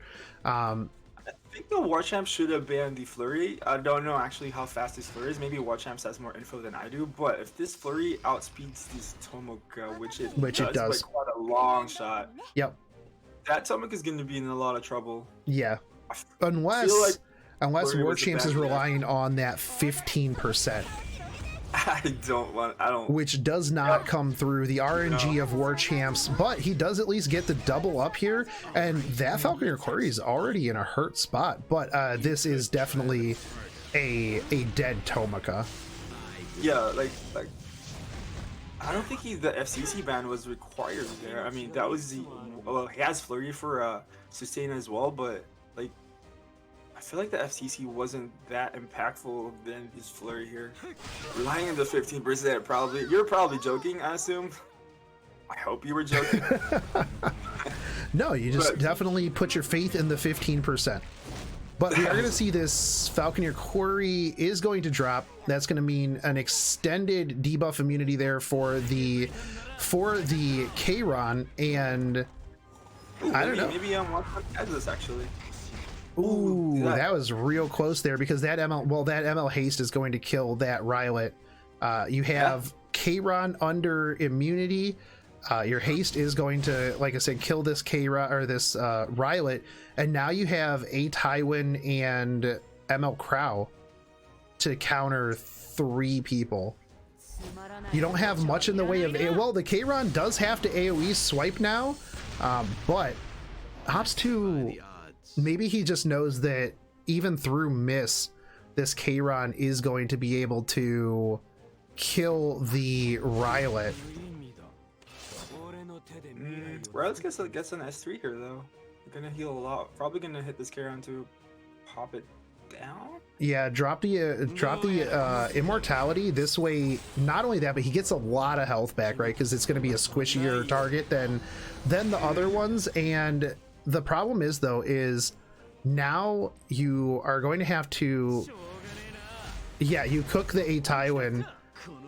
If the A Tywin can make it through, which I doubt he's going to be able to, with the attack from the ML Haste and the so he does push the Kayron forward, meaning that the Kayron has to either go S3 in on the Tywin, which he does, which I think it's probably safe to bet that this is going to potentially, it's going to kill this by a long shot, and it does come back, giving big shields, giving big hit, and then the Rylet dies here, and that. If it's holy sack, you probably don't want a holy sack here because you're just going to get ML Haste another S3. Right, and now everybody's healed on the other side. That's a tough one right there. Yeah, I mean, I've actually been wrecked by that before, where I'm like so excited, he's gonna kill my tower, he's gonna come back to life, and then I realize, oh no, Emil Hayes is Hold on the on. other side. All of wait. Oh, it's got 48 HP. It has Silver has 48 HP. Can a Tywin do this? We get the stun on the ML haste. I'll show you How long on the horse? We got 2 turns on the horse though. We do get a slow as well. We do have a slow. you just Oh, ML. does this kill? This Kayron's has to kill. dead. Crit? Oh, it crits, it crits. Karen's dead. I mean, your A Tywin is dead here, but Yeah, 100.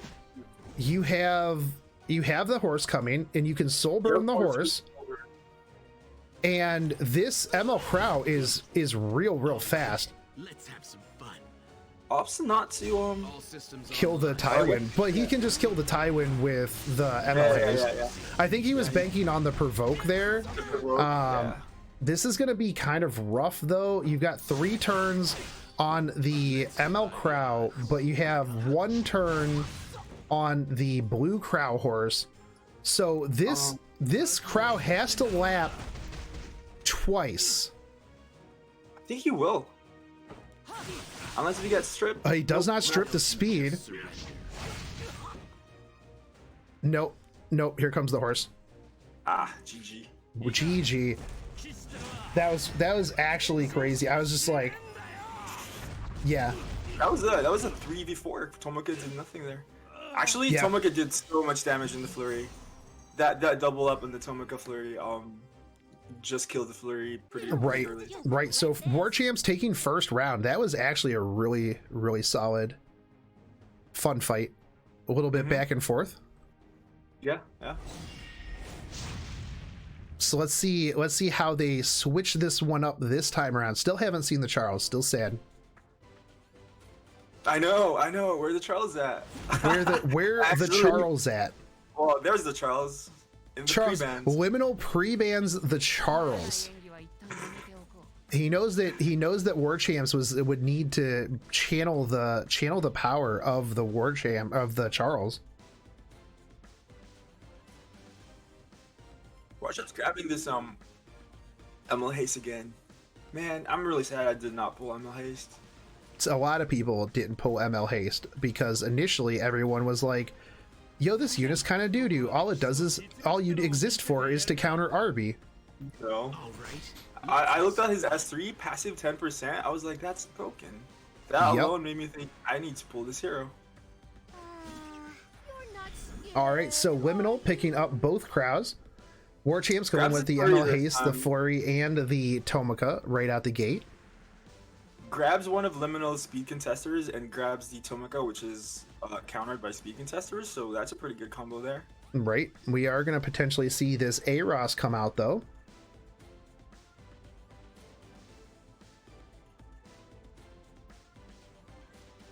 Eros known to be pretty fast too, or like most Eros are like around more than 250, at least Yeah. in your legend. They're definitely used for the most part for opening. Mm-hmm. Liminal taking all the time in the world to pick his draft here. Yeah, I mean Liminal can still speed contest here, but I don't know like Liminal's box Alright, entirely. He let's might do not this. be confident on his speed contesters aside from his flurry, and it's already Yeah. been stolen. Yeah, I was if you go RB there, I was gonna be super surprised. So we do see the Rylet and the A-Ross pickup. Very typical if you don't have the Falconer Quarry, right? Very strong. Something I've been using. Another thing that I've liked lately is the A-Ross into my Little Queen Charlotte. Sure, you that- double up the debuff immunity, but I mean, if you build her with a lot of damage, she can just drop things real quick. I mean, you double up the debuff immunity, but if you S3 afterwards, then you're actually keeping the because it's 2 turns, so Right. it's actually fine. Yeah, that was one of the things. I'm really curious how much percent increase that S1's gonna get once she gets buff. I mean, really, right now, it already does a lot, and I think that LQC is going to see a ton of play after the patch, because you're going to have increased damage on the S1.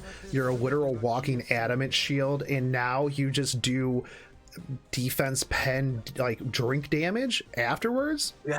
On her S3 on a 3-turn cooldown, by the way. Gonna be pretty nutty. means too that she can potentially hit the stennies as well, so you don't have to worry about as much single target. FCC here. Yeah, I am not. FCC is throwing me off the bus. Yeah, not a big fan of the FCC last pick here. Not a lot of sustain on the liminal side here again. We're gonna see the Rylet and we're gonna see the Falconeer Corey banouts here, and War Champs just has a lot of damage. I don't think that I love all the sustain in the ML haste, and also notice that Limel didn't draft his ML Tau into that ML haste, because now War Champs know that it's a holy sack ML Tau, right? And you don't want to give ML haste another heal. So here's the thing: I don't know who his highest attack here would be. Probably FCC maybe, but you know who didn't see the FCC last time, so it could be a bruiser FCC. I don't know. Very possible. I mean, I think putting up the defense buff here is a good idea. By the way, that is also a Idol's Cheer ML haste. Barely tickles this LR crowd. Yeah, so but we do see the gab here on okay, and that didn't really do much either. Didn't do much either. The problem is though is that there's going to be that chip damage over time, right? That they just can't bring back. Limel's main condition is to... I don't know how he's going to kill the ML haste though. Yeah. Unless he's going to be fairly toxic here. Like, I mean, I guess the blue crowd getting hit by the what is it? So the RP would be one way to one shot this obstacle S3 immediately. Which is well, something I was going to mention here is sure you get the heal, but now your mitigation is gone, and that's a mitigation. That's mitigation into the Last Rider crowd that's going to come through, and I mean that was still 10%. That was full skill null. I don't understand why he has 3 there. Just for the heal. Healing the Kairon?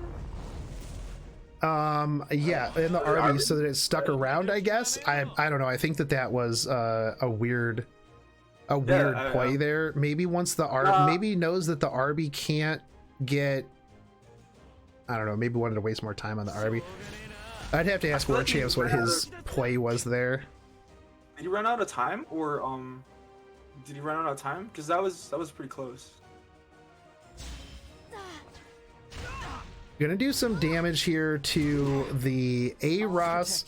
I think that's not bad because he does have 3 turns on his S3 that can heal himself, but we are gonna see the... Okay, so it is an ML Crow that he will be pulling in.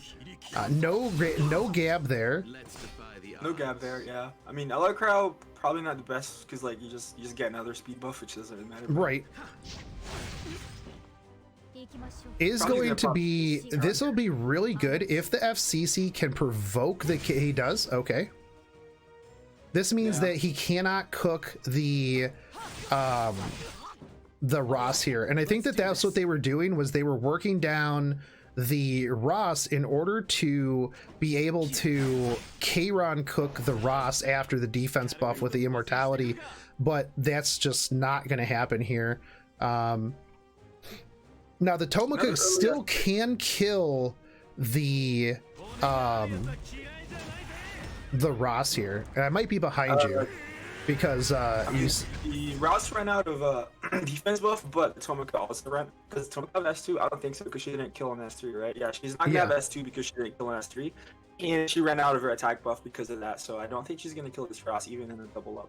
Right, and I'm lagging a bit behind here. My game may have timed out. Okay, I'll try to commentate again. So it's Arby's turn right now. He only has a crit buff. He doesn't get the greater attack buff. Ends up soul burning into an S3. Ross does die eventually. We have LR Crow around 50% health, still having immunity, defense buff, and speed buff. Limo taking his time here. He still has around 2 more turns on his S3. Ends up killing the RB. That's pretty obvious. RB's down now. This FCC is going to take a turn with Charon. Remember, it was provoked earlier. It wasn't able to cook anything, so it's around 1% health. So FCC simply just kills the Charon. S1s it to death. Now it's Tomoka's turn. Tomoka has her S2 back since she didn't have it last turn. Has a Dignus, has attack buff, has S3 back again, but nothing. I don't think she can kill anything here. Everything's way too tanky, just the power of Knights. Opts to S3 into the LR Crow with 50% health. Brings it down to 10% health. Still not killing the LR Crow. Now it's Emil Haste's turn, and we're back. Yeah, we're back. Yep. Why don't you just surrender? Was that Yeah, good? sorry. Yeah, it was good. It was good. No, for some reason, my game lately has just been kind of every so often just like timing out on here. Probably because of my bad internet. But Probably. now that we're back, we got 4 turns on the horse. We do have the Last Rider Crow horse coming up, but I don't think that it's gonna make it there. So No. Tomoka not killing anything is like pretty sketchy, because then you're gonna lose attack buff next turn. Yeah, but I mean, the Tomoka is going to still be able to do a fair amount of damage through all of this. You do still have 2 turns on the ML Haste S3 for healing. If they can take down the Tomoka outside of this... This is their window of opportunity, since Yeah. she's not gonna have stealth. Not killing S3 is huge in Tomoka, because then she can't go back to S2 while she's being stealth. Right. Opsiwa? Wow, that's gonna be That idle. seems like a really weird option there. I guess provoke there. This is going to give them a little bit more time because that ML Haste is going to be further back. They will... Okay, well, they'll shield, but this is going to push the Tomoka up further. Yeah, it's gonna go back to stealth again, because it's a lot faster. Yeah, I believe. it's going to go back to stealth, and I don't know that that was necessarily the play. I guess they'll skill nullifier here, so your damage is going to be pretty low. You do still have Do you one even more S1 turn. here? I don't know if you want to you could S1 here. She does opt to S1, but Doesn't kill the Crow at all, and outside of stealth as well. So this leaves yeah, I would have S3 there for stealth, because yeah. Now you just provoke. You cannot. I Although want to provoke both. yeah, I don't know how you do this. And ends up not provoking the. This is gonna be sketchy. yeah, because you're going to yeah, ML Haste is going to just come in. You're killing the Crow.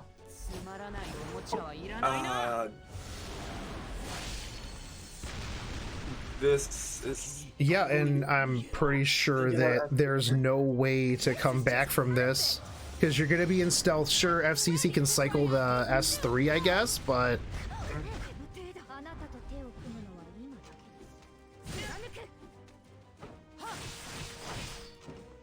Yeah, Tomoka. Yeah. Tomoka's strong. And War Champs 2-0ing Liminal. Yeah, I mean, Tomoka, I guess, is gonna be the new, was it Akoli? And then it's just hiding again and over and over. GG Liminal, GG War Champs. A little questionable stuff there, but Liminal, you know what? Hey, you're still coming in. 2-0? Or was that 3 matches? Yeah, it was War Champs 2-0'd. Oh, it's not best out of 3. Oh, it's not best out of 5. Best out of 5 is finals and the best of 3. So we're gonna do third place, and then we'll do the finals. So Liminal, get back in here. It'll be Liminal versus Denton for the third place, and then we will move into the finals. War Champs versus Muzi. War Champs versus Muzi. Does War Champs shake under the pressure of Muzi's I don't anger? know. I don't know. Maybe War Champs is just angrier. We'll find out. The angriest player versus the luckiest player. That's right.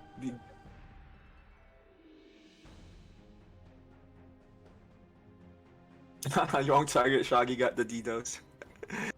Yeah, I got the DDoSes. DDoSes. DDoSed you instead Right. of his opponent. Liminal. It was so that War Champs couldn't see what was going on in real time, and we couldn't coach him. Well, you did, but still.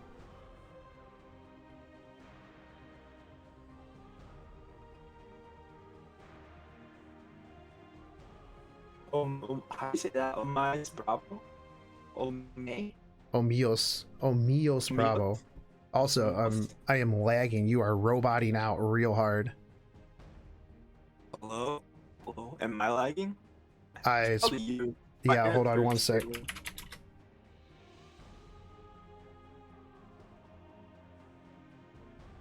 Yeah, Mevlin, you're pretty frozen on my side.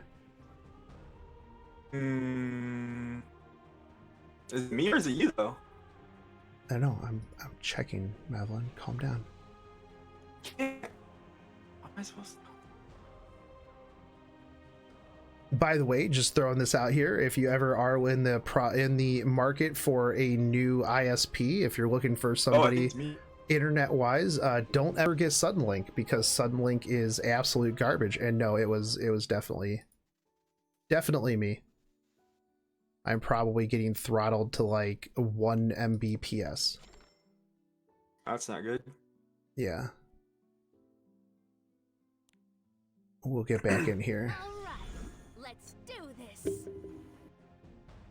But yes, Suddenlink, literal worst ISP that has ever existed. I will show this. I will say that right now. And if you work there, you should get a new job.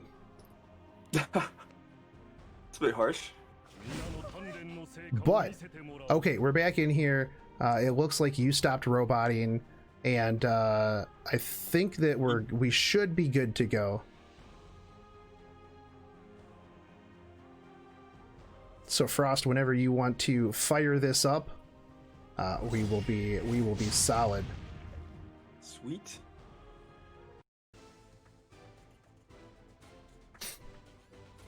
I'm still banking on Denton to win this one just because that Isaria, man, I can't get over it. One of the heroes I've always wanted to get was Isaria just because she has like a very unique kit. Yep. Like no other hero does Isaria things. Right. I also really enjoy when units do those unique things. It's like, this unit can only do this. This is it. Yeah. This is the. I mean, I tried Fire Dingo to like be a pseudo Isaria that just doesn't work. I like Fire Dingo too. Fire Dingo and Ricarus also does the same. Yeah, thing. Ricarus is probably one of my top 5 3-stars actually. Yeah. Yeah, I like his entire kit. His entire kit is super fun. Speed up, buff, defense break, the stun through miss. Oh, yo, how about like a Ricarus in the control comp? Speed buff with like cooldown reduction? Yeah. On the control comp? Oh yeah. Wait, I gotta try that sometime. I'm gonna try that in the preseason. Do it. Can't wait for preseason, man. I used Ricarus when Rylot first came out, because you could just stun Rylot through his miss. Oh yeah. If it's the higher CR though, right? It has to be the highest CR. Yeah, he has to be the highest CR. But I mean, still, you can stun literally whoever the first person is, as long as you go first. Yeah. So you build him kind of like a Falconeer Courier and Aras, with creation destruction, so that you can meme around with the S3 over and over and over again. The only reason I'm excited about the end of the season is the start of the preseason. Yeah. I don't care about this season anymore. Right, but third match, this is going to be, or for third place, this is going to be a best of 5. Denton versus Liminal. You do have the Stenny and the LR Crowd banouts here. Denton picking up the FCC, the Blue Crow, the Rylot. Liminal going with that ML Haste, F Query, and going into that Bruiser control comp. It's a lot of fun. A Tywin, Dizzy, exclamation point control, especially considering you have the Falconeer Courier as well to shut things down. Easy. Yeah, Dizzy into Rylot. Dizzy and Flurry into Rylot, actually pretty good combo. Good counters for Rylot. Also ML Haste. So this Rylot's not gonna have a. If things go well on the Liminal side, this Rylot's not gonna do any work. Yeah. Also, somebody in chat mentioned Fire Dingo plus LQC is OP. Captain Ricarus plus LQC after the buffs, every other turn you can potentially just fire off those LQC bombs, and your speed, 3-turn cooldown, insanity. But the picks are out. Last pick on the Liminal side is the SSB. Last pick out on the Denton side is the Fire Ravi, and the a Ross. So we are going to see what the bans are here. That Fire Ravi has been hit or miss, but mostly hit for the Denton side. So let's see what it brings out this time around. But the Liminal side does have a fair bit of control, and that SSB last pick, which is going to be pretty rough into a team that doesn't really have a lot of ways to deal with her. But we're going to see the 2 3-stars banned. When in a sea of 5 stars, you see 2 3-stars banned. This SSB probably, I don't know, there's a lot of single targets on Denton's side though, so maybe Denton isn't as scared of the SSB as we think he is, but I think this SSB is going to do a lot of work if it goes out of control. Yeah, absolutely. And I mean, SSBs are just always pretty scary in general, right? Yeah, and you still got to deal with this Tyron Dizzy combo. I don't like Denton's odds here, but you know, I've been wrong a couple times, so yeah. Night meta over when 10 years from now when this game's dead. No, it's going to be all about the Ranger Danger next season. Ranger Danger, that's true. Cerise Landy Flan. You're gonna Cerise into Flan into Landy Cleave. Done. All right, ends up Liminal's gonna have a turn here. He's probably just gonna S1 this Crow, I assume. Yep, and does get the provoke. Yep. I mean, too bad that the Crow was super fast, already popping up that defense buff, but Liminal's team isn't really worried about that defense buff, considering it's more about controlling the team here. Right. Probably just gonna S1 or S2. Ends up stunning the Rylet.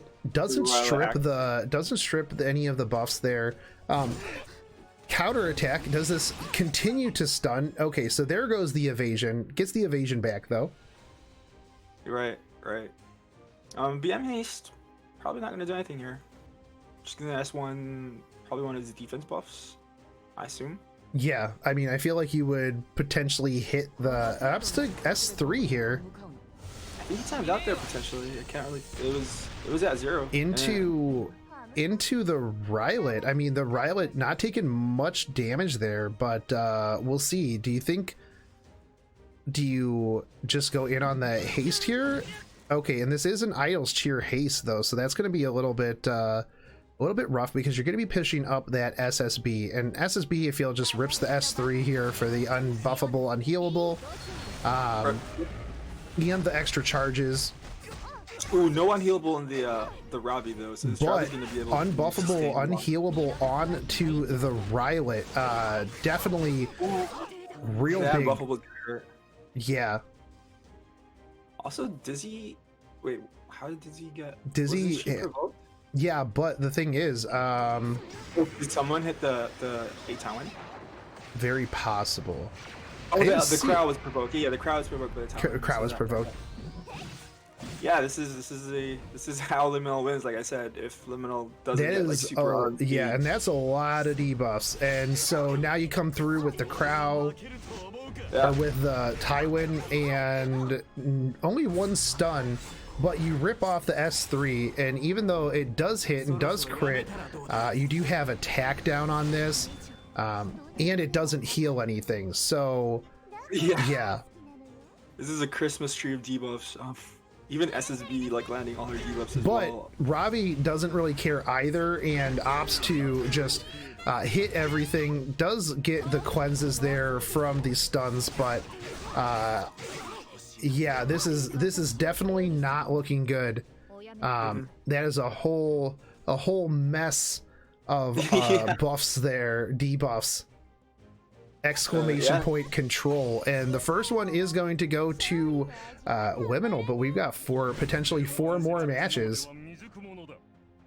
Such a cancerous team right there. Unless you can like draft control. I mean, realistically though, like you mentioned earlier, the champ Zerato definitely still solid against Tywin. Yeah, I mean, it was okay to like trade her in, but if you had a couple more Champ Z's in your storage, I think I'm gonna build my Champ Z next actually. But I'm gonna build them like differently. I'm gonna build them the debuffer Champ Z, like super speed with like just cleave with that death break. Yeah, Yeah, mine is a little bit faster and high HP, high defense. I know some people that run like the, 110 speed, like super damage, super tank. I personally don't like that, but because then you can just play around it. You just S2 with Dizzy. You just S2 with Dizzy, S1, S2. Like you just S2 Dizzy over and over, and she just gets knocked back. Liminal opting to go in here with a similar draft around this time. You have the Falconeer Quarry on the Denton side. I feel like he knows that with the A Tywin pickup here, he either has to get ready to get like debuff controlled, or that's the wrong Z. Please pick. It just has the most OP gear ever, the Ice Zerato. How many people in chat even know what Ice Zerato does? I don't know, man. Yeah, exactly. But ends up going with the Blue Crow instead. Goes for Blue Crow, but the fact that Ally Crow is banned here, Denton might not have enough anti-CC units, which you kind of need in this current meta. If your opponent can get away with like CCing you to death, they're gonna remember that, and they're just gonna like. We do see early SSB from the Denton side wanting to not get that picked up by Liminal. Okay, so I guess he's either already forced to ban this A Tywin or just deal with it a different way. Yeah. I don't like that kind of draft where you're like banking on already banning something before your opponent even has three more drafts left. Yeah. No, absolutely.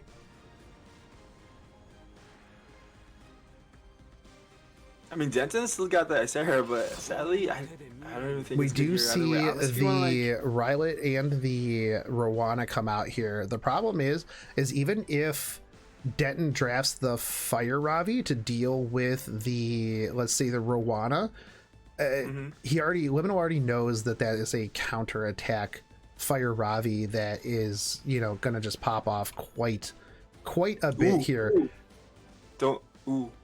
Okay, so we do see the Assyria come out. I don't even know if this works, but I'm still happy. And the A Momo. So kind of telegraphing that, you know what, hey, I'm probably not getting rid of the A Tywin. I don't know, only one counter to that. And the last pick on the Liminal side is the Assassin Kali. So there's a lot of damage here on the Liminal side of the board. But we'll see what the ban outs are.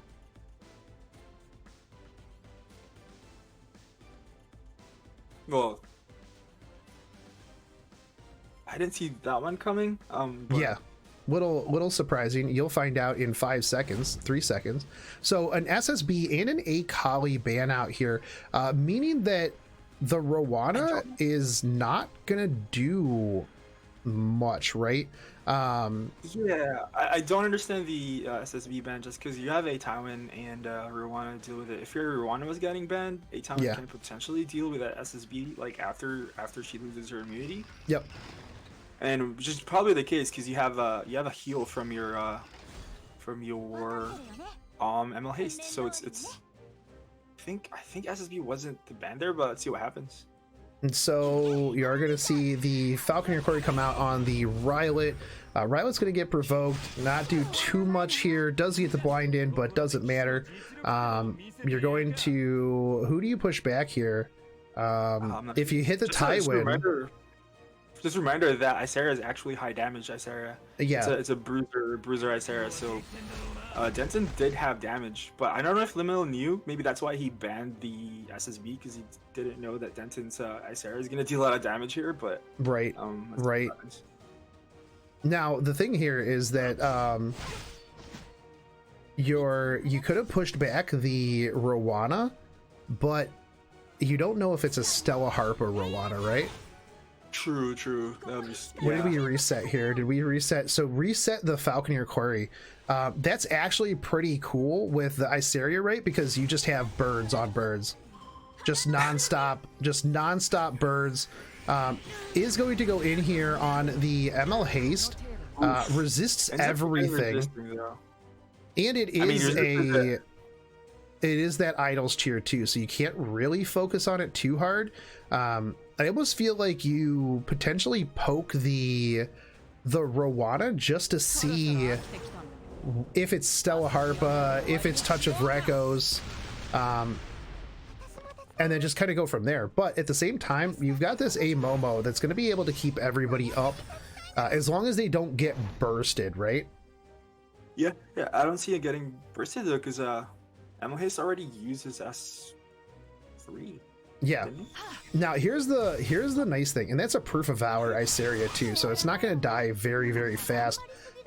You have I don't know if that Iseria is going to go before the A Tywin, but you can just bird here, and then you potentially soul burn that Iseria and just get rid of this Rylet. I think that Taiwan is faster.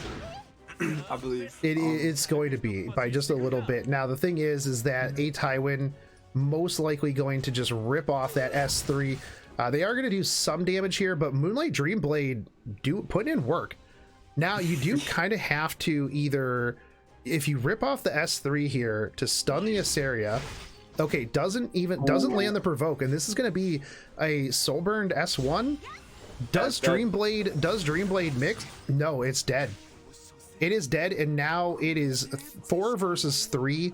That was yep. I think Isera's like one of the strong, like if we look at like CDOM, right? CDOM has a 20 soul burn, it goes from 1 to 2.5. Iseria is a 10 soul burn, it goes from 1 to 2.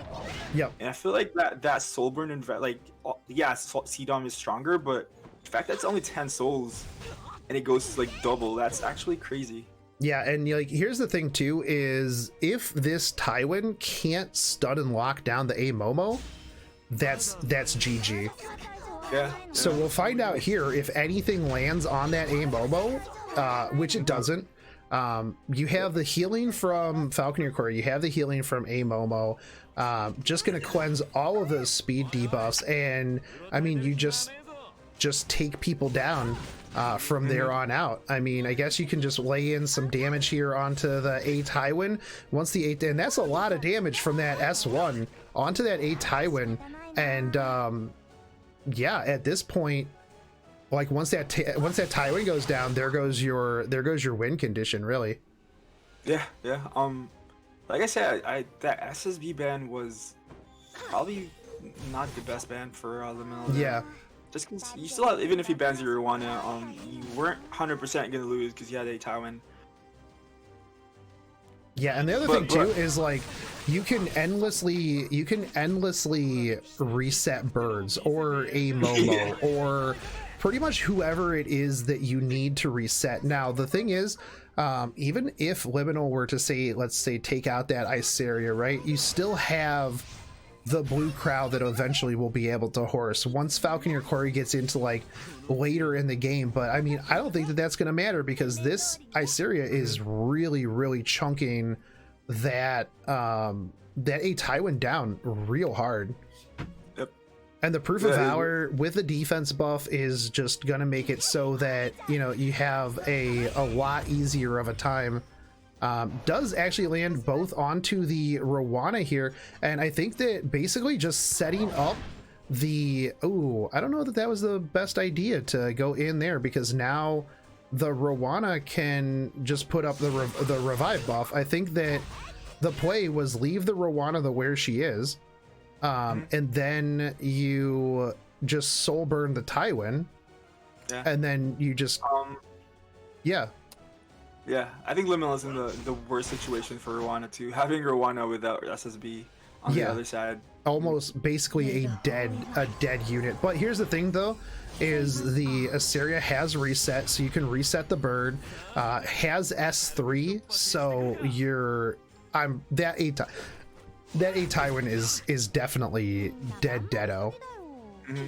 Not only that, but now you just reset the battle command, so you just reset bird, and then you go into the S3 onto the A Tywin to strip that revive. Yep.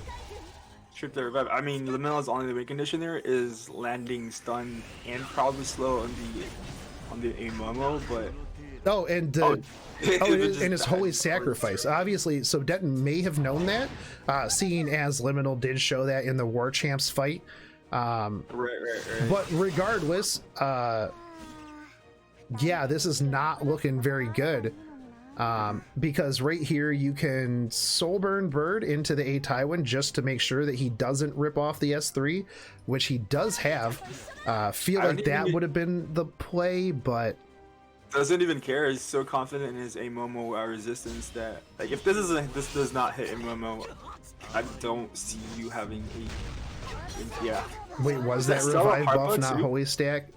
Somebody in chat said it was revive buff, not holy stack. So this A Tywin may have another wife, actually. That's right, because it strips after the fact, right? Not before. So if it dies, it gets the revive and then goes from there. But we'll find out right here as it comes back a third time. Okay. Stella Harpa A Momo hates control. So this is the third. This A Tywin has more lives than an Arbiter Vildred.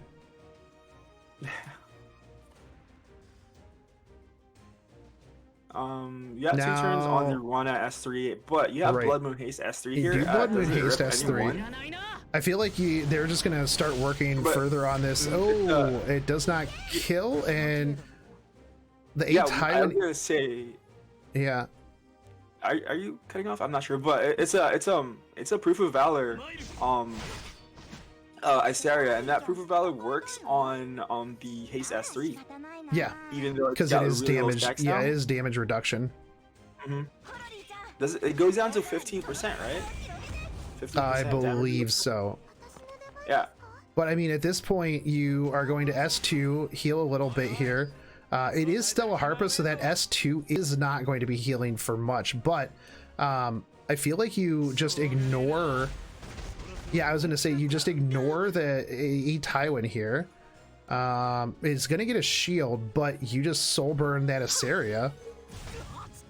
And that's a third dead A Tywin. Yeah, that was 22k with defense break. That's crazy. No attack buff, by the way. Yeah, no attack buff, by the way.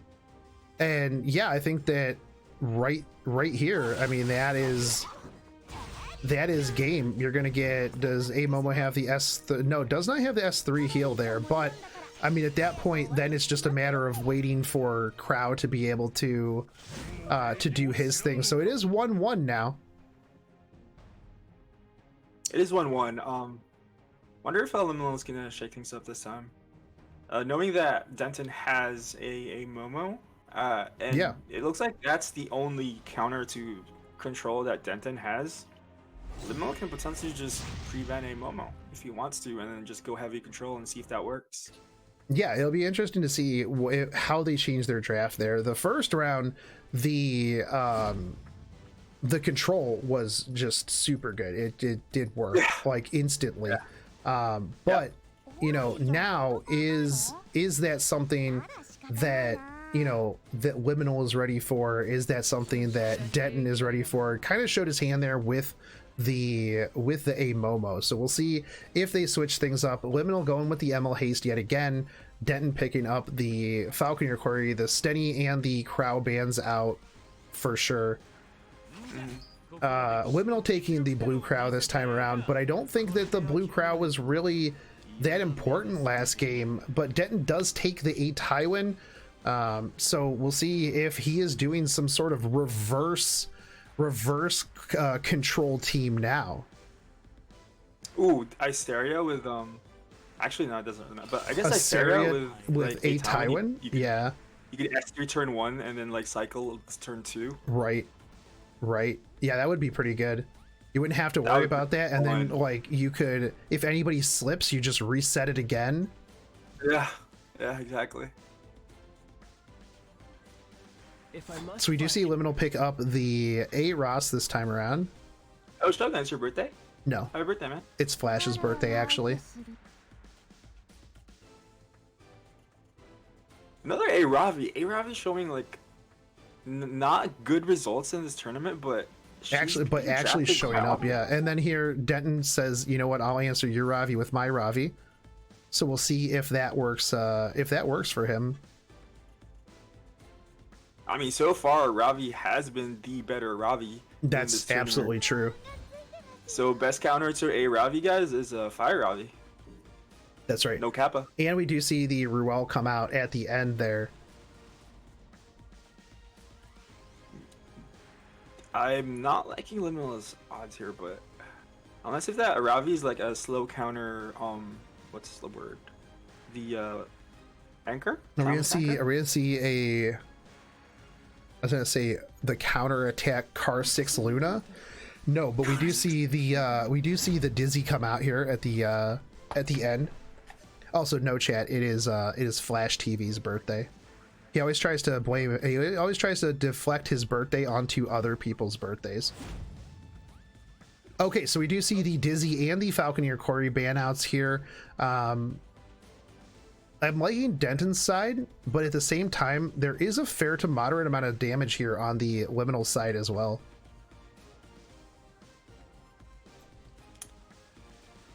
But that Ruel is gonna do a lot of work, I think, unless unless we could like one shot it with Crow plus Emil Haste. Yeah, you'd have to like if you double up with the Ravi, put in a bunch of chunk of damage, and then try to kill it with the Haste Crow combo. Yes, otherwise I don't think so. It's gonna be all about timing on the Liminal side, but Yeah. it's gonna be rough because that timing's gonna do work. I mean, you do still have the debuff immunity there on the Aros and the Ravi that's not going to be True. off anytime soon. So you're gonna have to just bring a lot of damage. True. I forgot about Eros, honestly. I don't play Eros, like you're forgetting that he's got immunity. Yep. Probably just gonna S3 here. I mean, Liminal doesn't have that much. I'll just go S1. Okay. Not having a lot of sustain on the Liminal side, I would have probably S3'd, but then again, I'm not in the tournament, so what do I know? Hey, you're an integral part of this tournament, Mevlin. Aw, shucks. Making me blush. Alright, it's Arvis turn now. Wonder what it's gonna do. Probably gonna S1. S1. Ooh, that's actually a good chunk of damage. Yeah. Yeah, that Denton doesn't have a lot of mitigation, so right. kinda Yeah, worried there's for no this to come out Arius this- Adamant on the field. I don't remember what Denton's a Tywin artifact is. We've seen it so many times, so I don't even know. Yeah, and they all have like something different, right? It's like summer Holy Sack, summer Elbrus. Yeah. I can't keep track. I can't remember the last 5 seconds, so. Yeah, the Fire Ravi is going to be taking a little bit of time here to ramp up, but this is going to be going into a little bit of a later game. So I do think that Fire Ravi, once the Fire Ravi is online and once these debuff immunities are off, it's going to be a little bit of a different game. So okay, it is an Elbrus Ritual Sword, a Tywin. That's right. Pretty Liminal common. is the Holy Sack. So Ravi's gonna lose his her S3 here, but Ross is gonna have S2 again. So Tywin might have to pop his S3 before this Ross takes a turn.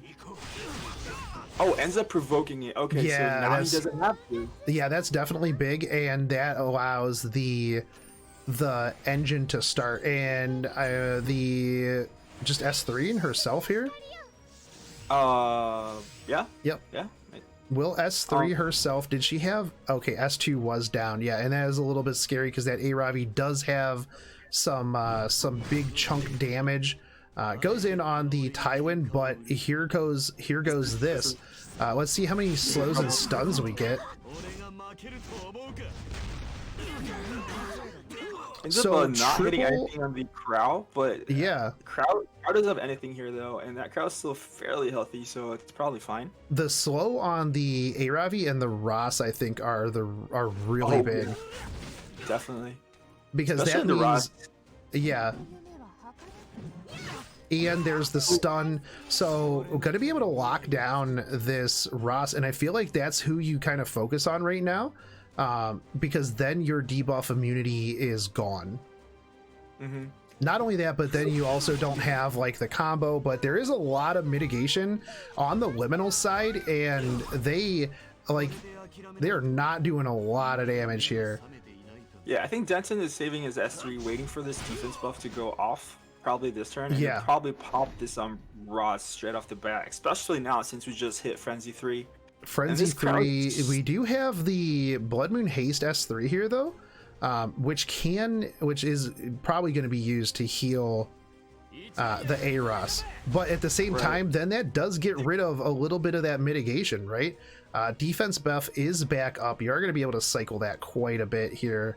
And the Ross will, in theory, go before. Well, will go before the A Tywin. Actually, yeah. This is the Tywin wasn't able to. It was just slightly slower and got knocked back by the crowd ST, and wasn't able to hit his second the cycle again. Right. He does have Soulburn here, unfortunately too. So. Yeah, so this is it's gonna stall things out just a little bit more. You do have the miss chance here, so we probably won't see a defense break. Not that it matters because it will be cleansed, but that A Tywin taking a lot of damage, and I can almost be assured that the A Tywin will drop after the Ravi gets a turn. Also, I see without a Soulburn here. I wonder what he's saving his Soulburn. Not too sure. Maybe the stuns on the stun and slow, I guess, will help out. But this Tywin is deado. Now, does he just S1 here? You can S3. It's not gonna stun, but potentially knock things back. Oh, just S1. Or, it's S3. Yeah, never mind. Yeah, I was gonna say, does he save S3? But yeah, I think that by the time it'll be required again, with the defense cycling, with the debuff immunity, it'll be back up. Yeah. Now, here's the thing: is there is a lot of damage, right, from the Denton side coming up. You have the Fire Ravi S3, you have the S2 from the Rylet that is potentially coming out right now, into a defense buff. Now, this hits literally the wrong target in the crowd. The absolute worst possible target that could have hit. 25% chance to just get real hard boned. You are going to see S3 here though, so seeing the S3 was probably pretty good. That way, like, you can one shot something once you hit your S2, once you get that max back.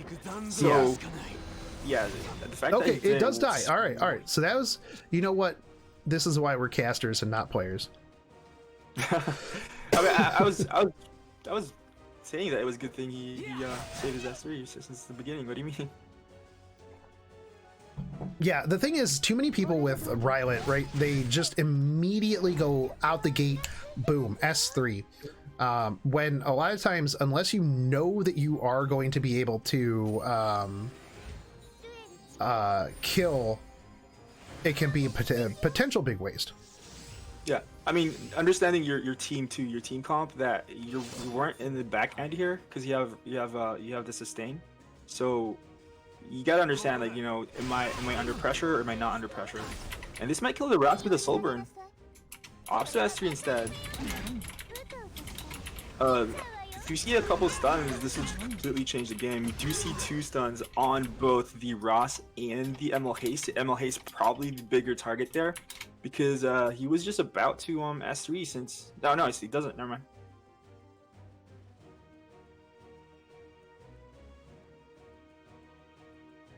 That Arab is starting to hurt though. This what's the word? Frenzy. The frenzy stacks are starting. Frenzy stack is getting pretty high, yeah. But this Fire Ravi is gonna have a couple souls to work with. I don't know how you deal with that Fire Ravi. Yeah, once Ooh, that death break though.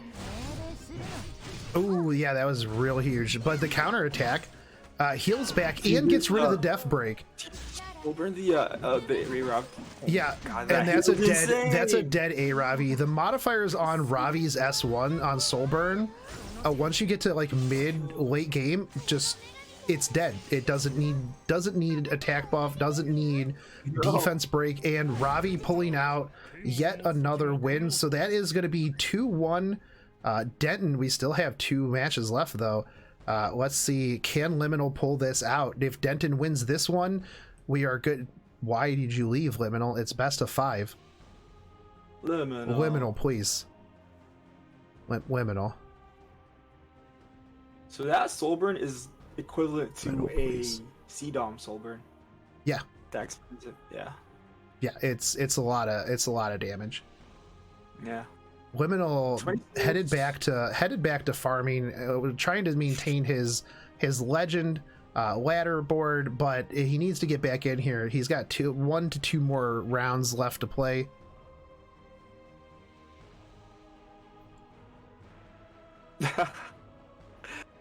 Wait, didn't Liminal used to be in Swamp? Liminal would always say Swamp recruiting in chat in the last tournaments. I don't know. Light I just started getting to the community fairly late, so I'm fairly late to the community, so I have no idea like the history and stuff. Yeah. Hey, Lightenroo, I haven't seen that Fire Charlotte build in my DMs, by the way. Gone to fix gear. Liminal just accidentally stepped out. Oh, I didn't know, guys. JK switching my gear around. We're gonna see different artifacts now and just throw Denton off. All right, but Liminal's gonna throw this one so that he can just go. Liminal, don't you throw this. Changing his arties, yeah. Liminal getting first pick this time around. So previously, I think it was they were banning both Senny and ML Crow. Yeah, that was the typical. And it's gonna be the same. Banning the same thing.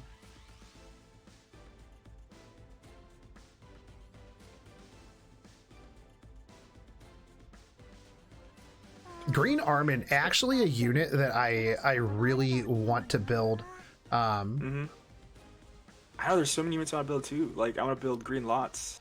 Yeah, Green Armin really good into that bruiser tank control team as well, with the blind, the poisons, stuff like that. Right.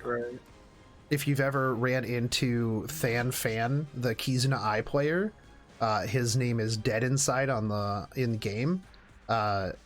Just watch out for his tank control. He runs like a SBA Green Armin. It's actually super fun, and I let him run it every single time I come up against him because it's fun to watch. Because that's all I get to do is watch. Imagine not letting people have fun like before the end. Yeah. Come on. But Liminal picking up the Falconeer Quarry, the ML Haste, Denton going with that A Tywin, that A Ross, Liminal hovering the Oxlots, but ends up going with the Rylet here. Ends up taking the Rylet Flurry combo. Yep. I wonder how Denton's can answer to that. I mean, he does have the A Ross, right? Could potentially pick up some other units here to kind of work around that.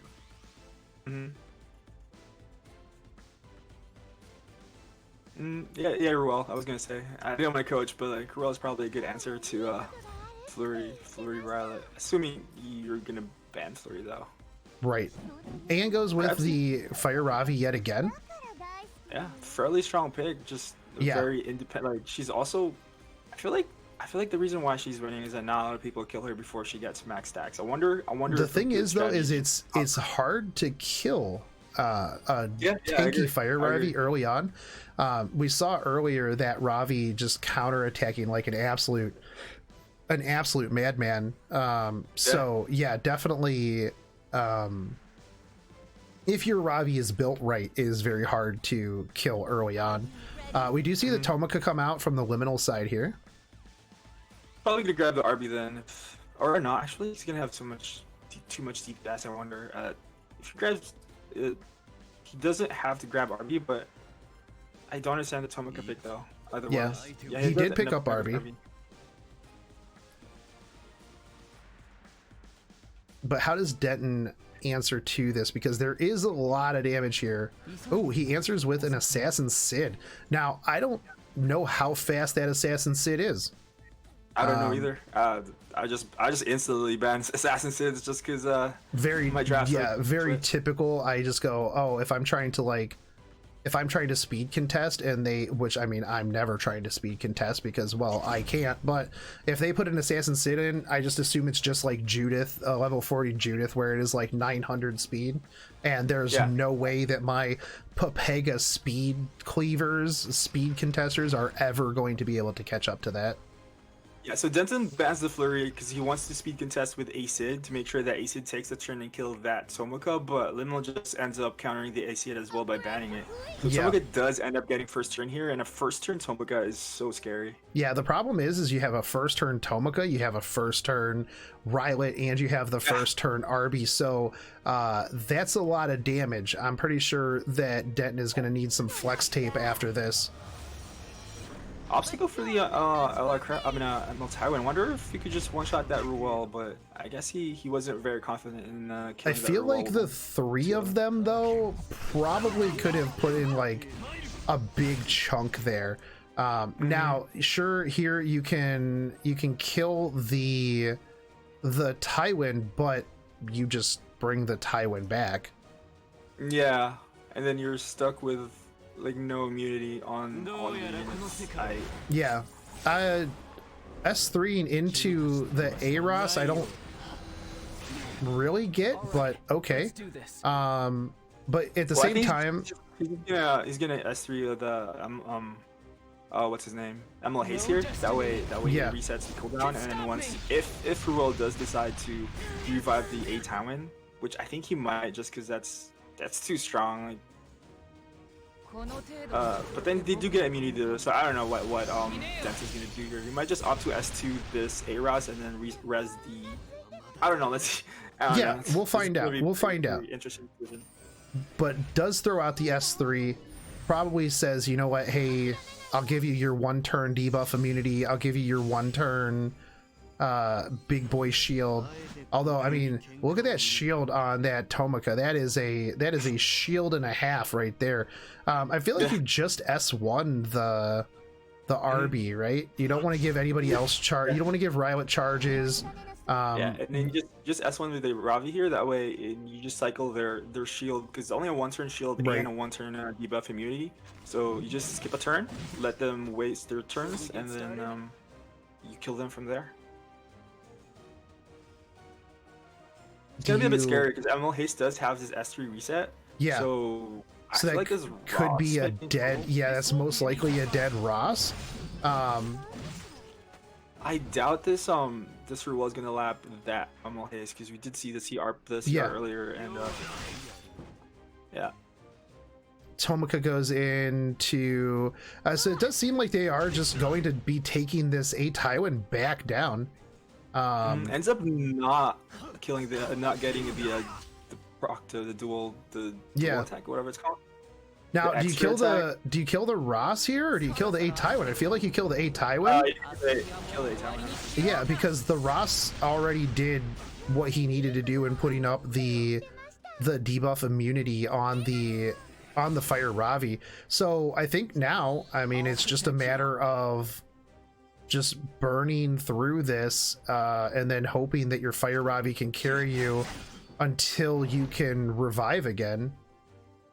But I think now they just switch to Ruel and bring the Ruel down to the point where you literally have to res or ops to go in on the Ross. I feel like the Ruel is probably the best target since you need that time, right? Ruel's on a 2-turn cooldown. Yeah, so but that gives you 2 turns to kill the him. Ruel with a gap anyways. But the Ravi does still have the debuff immunity, still has the ooh, and Tomoka's gonna go back into stealth here. Probably and push forward, and this Ross, is right. Yeah, you extinct Raz, Perfect. and then you have enough damage here to just junk through that Ruel. Yeah, Ruel has Ravi nothing is to do not unless- counterattacking much here, but this Ravi is going to hit all 4 stuns. Oh, doesn't have this- enough to S3. It does have enough to No, S3. it does. It does. She Hits does, the and also- Rylet. Does hit the Rylet there. Stuns the Tomika, stuns the Rylet. Arby is going to come back. Does not get Gab. But he can soul burn S3. He and is that going to definitely kill kills it the. as well. He is 100% going to kill that Ruel here. Yeah. No counterattack from the Ravi. Everything is. Oh, and they're all going to lap though. If This has to Shogun just. needs to counter. Yeah, this Ravi has to pop off and pretty much counter everything. No, this is soul burn into the S3 is probably dead. Oh my god, why is my stuff keeps freezing? Hold on. Okay, I'm back. That's about it. So Yeah. Ravi ended up not countering there. Was that was the only his win condition left. So Okay. Denton, Yeah, I caught Liminal. back up. You're also like a robot in my Yeah. In my And Discord, you know so why? I It's don't because know. I'm throttled down to 1.25 Mbps. No. But let us know when you're ready, Shogun. Denton and Liminal are on to their final fight, I believe. This is going to be round 5. Yeah, this will be round 5. It is currently 2-2. Hold on. Yeah, I'm at 1.25 Mbps down. That I think AOL dial-up back in the day was better than that. But go ahead, start this up, and we'll power through this. Yeah, like I said, letting Tomika get turn 1, you know. Yeah, is real tough too, and that was very good speed tuning there from the side of Liminal with those other follow-up units. Yeah, Isla, my upload is 7.5. My down is 1.25 when I pay for 150 because they would intentionally throttle me all the time. So this time they're taking a longer time to pre-ban. Curious if it's still gonna ends up being a crowd It's crowd pre-ban bans, instead of the typical standing ban that Liminal likes to do. Yeah. Do you think that's because maybe he knows that Denton's not a Stenny player? I'm not sure. We're about to find out if Denton does grab Stanny. Stanny's pretty good right now, even. Yeah. But we'll see the 8 Tywin come out. Do you think Liminal just goes with... so he does pick up the Rylet. Do you think he just goes with the Tomika Arby pickup here? I mean, it was definitely it's a bit too working. early. It's a bit too early because Denton still has 2 more picks plus that flurry. That flurry is probably faster than Tomika. So if Liminal picks the Tomika here, Denton still has that Acid open, right? Yeah. And what do you even ban? Do you ban the flurry? Do you ban the Acid? Either way, your Tomika might get screwed. Right.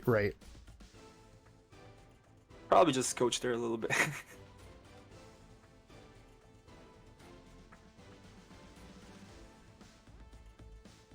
But Liminal can also opt to go like counter. No, he does take the Tomika, and he picks up the Spec Tenny here. It'll be interesting to see how Denton responds, because either you draft double AoE here. You do have the Tywin, right, to take care of it, but if you draft double AoE here, you know that the ban is not going to be the Spec Tenny. Especially if you kind of like I liked Liminal's thinking here that he went Tomika, making Denton try to pick Acid, and then so if Denton does pick Acid, he's gonna have to deal with this S10 or even ban it while having still the last pick up his sleeve. Right. Yep. So even though Tomika's in trouble here, let's see what Liminal picks at the end. Denton is hovering the Arby, but I don't know how I feel about that. I mean, you could actually. Okay, he does. He locks in the Arbiter Vildred. I mean, that is multiple Steny answers there in the RB and the A Tywin. But what does Liminal pick to answer this? So you're going to be speed contested with the A Sid. You have 2 counters to the Steny in the form of the A Tywin and the RB. Hovering the Flitica. Interesting. That's definitely the right answer. So, this is gonna be an important postman, but I think Denton's. I guess let's see what happens. Yeah.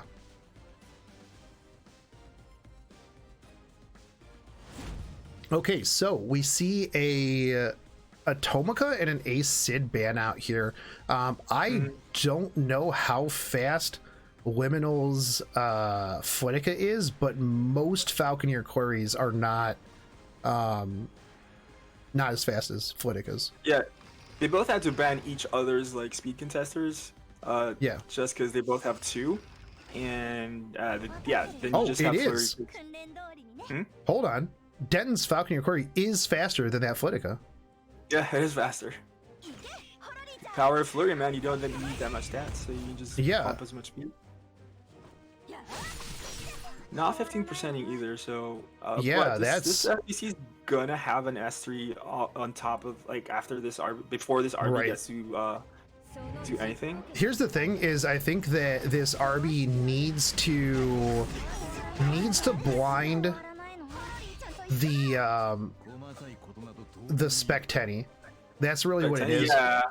Yeah, SNE with immunity. Oof. Who needs immunity when you can just? Oh, no blind. Yeah, no blind on the Steny. Yeah. This doesn't straight kill the RB though. I think you should just S3 there. You do have ML haste. I feel like you didn't have to Soulburn there. Yeah. Is that all you've got? Because like even if you kill the RB on S1, doesn't really matter as much. I mean, this does kick everybody back, right? RB is going to come back. All of the shields are up.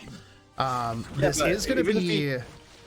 If he has 3, it would still have killed anyway and knocked everyone back. So I feel like that Soulburn was a bit of a waste either way. Yeah, a little bit. However, here's the thing: is I think that this Rylet though can just come through and drop this Flitica right afterwards. The downside is that you're gonna have to wait yet another turn for the Steny's shield and immunity to wear off. That's a 15k Rylet, by the way. It's and it is, I believe, lifesteal. Yeah, it is lifesteal. So no soul burn here. Flitica is gone. A Tywin though does get to go right after this. So you can almost assure that there is going to be a soul burned S3 ripping through here. Yep. Now, he should have S3'd on the A Tywin earlier so he could kill it with Steny potentially, but he did waste his soul burn, so yeah, it was really tough. Okay, now RB's gone, but you do have the slow on the Steny, the stun on the Steny, slow on the ML haste, and you are going to just be working on this FCC for the moment while you keep the Steny on lockdown with that Tywin. Now, sure, you're going to. I mean, you can't kill the Rylet unless if not even a hit. It's a 14k HP Rylet, so I don't think you kill the flurry either. But tries to go into the flurry. Does not kill the flurry, but could get the follow up here. What, 50-50 chance, and it crits. Oh, but it doesn't kill the flurry, and that Steny is stunned. Yeah, and it's gonna heal up. It's gonna heal, and it's gonna take 17 turns before they get to go. So it's already healing back up way fast. If this gets like another couple laps, I mean, it's gonna be right back to where it was. We do get the blind and the provoke there. The A Tywin is going to have the soul burned S3. Doesn't even take a second, just goes right in on it. If this stuns that Steny, it stuns all of them. Denton's turning this, definitely turning this around. Yeah, definitely. Here's the question: do you go in on? So we're gonna take out the. Well, we're gonna bird the FCC. Didn't land the defense break, which is pretty rough. Yeah, probably the debuff he was looking for was a defense break, but yeah, this is gonna start hurting though, since this Stenny's probably not gonna. Oh, it's gonna cycle now. yeah, it did cycle out, and but the thing is, no souls here, but oh, that double attack is huge. Sorry. Oh yeah, her S3 is actually off cooldown because of the amount of time she was stunned. I think that this S3 kills this Tywin. Kiss my feet. Let's see. If it kills the this a holy Tywin, I think that if it kills the Tywin, then It's Holy Stack? No, it's not Holy Stack, it's Elbrus. Yeah. I don't know.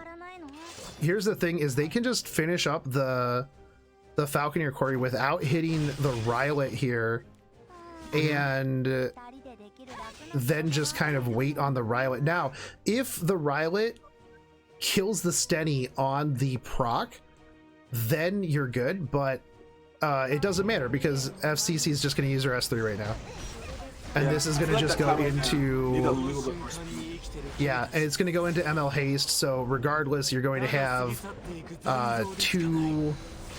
Yeah, I don't think there's a way for Denton to come out of this one. I mean, Falconeer Rylet Quarry really potentially drops here. Almost. It drops after this, though. I mean, I don't know. I guess let's not count let's not count Rylet out, but we'll see. I think that ML Haste kills here. The provoke goes away, but the defense break is still there. Hits and provokes, but the FCC's down. Problem is this Stenny still has to all the time though. Yeah, it does for sure. And this is going to be damage here.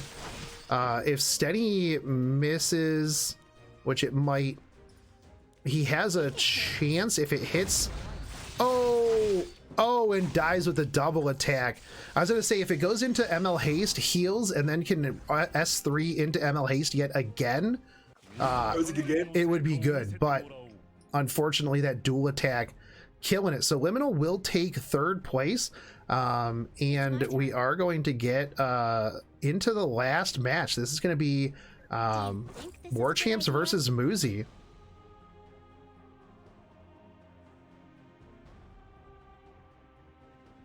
Do you have a favorite here, or you can DM me in the chat if you don't want to say it on stream? I mean, I want to see just both of these. I want to see the angriest player in Brazil versus the biggest brain RNG War Champs. Yeah. Wonder if One Sham's gonna pull out his because we were talking about his how his Charles is saving all his RNG for the final, so maybe you're gonna see some Charles action finally.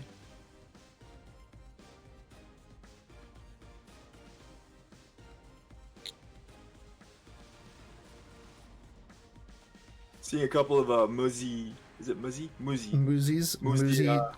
Yeah. Muzi's copy pasta.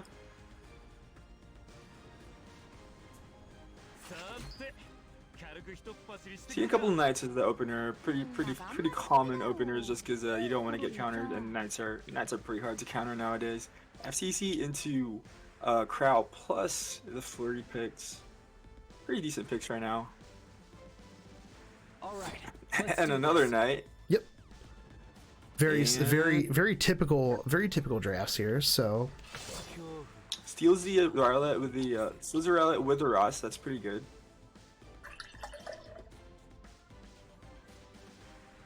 No, I feel like Warchamp still has a good counter to that Rylet. Like you can still pick Dizzy, so you have Dizzy plus Flurry into that Rylet.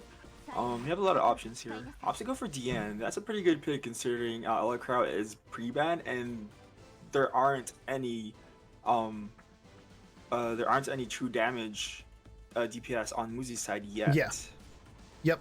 No, and like I said before, the Falconeer Quarry DN combo generates more souls than you know what to do with. Like you're just hold like what do I do with all of these souls that I have? I mean, you do still have the attack buff, you know, and even still with true damage, anti-crit is a meme in the first place.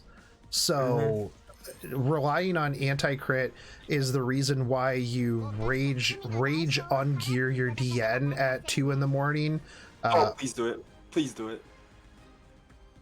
Please do it. Come on.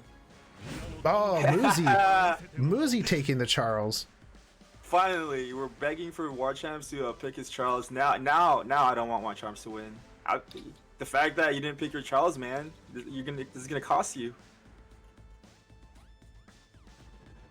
I do like the DN plus I do like the DN plus LQC combo. Giving LQC attack buff. Yeah, but at the same time though, is that the anti-crit is going to negate her push forward if it doesn't crit. But at the same time, I would rather be not crit than pushed forward. That's yeah. Yeah, All right, it's a so bit of a... Warchamps is going to be picking up the last pick, Lilius. So Falcon, FCC, Aros, Rylet, Charles, and Ruel on the Muzi side. Warchamps going with the Crow, Falconeer Quarry, DN, LQC, and the Lilius on the Warchamps side. I think Muzi is thinking whether or not that's a DPS Lilius, because you're seeing that Warchamps is missing like 2 DPS. You only get LQC right now. That's obviously a DPS. But ends up banning the Flurry instead. Bans both 3-star knights in the current game. Yeah, that could be very well be that bruiser damage Lilius, because you got to figure your LQC most likely high attack. You come in with a bruiser crit damage Lilius, and that is a lot of the damage that you need right there, and also probably one of my favorite combos to run. I mean, one of the strengths of Bruiser Lilius too is that DPS Lilius at least is you can just soul burn S2, right? And it's guaranteed taunt. So she has like some form of control with that. You can control pretty much like Ruel and taunt her for 2 turns. Or a Dark Corvus, anybody who typically runs the high ER. That soul burn on it's 2 turns too. The fact that it's 2 turns is what makes it so good. So we do see the early S3 come out here, probably in preparation for the potential Lilius S3.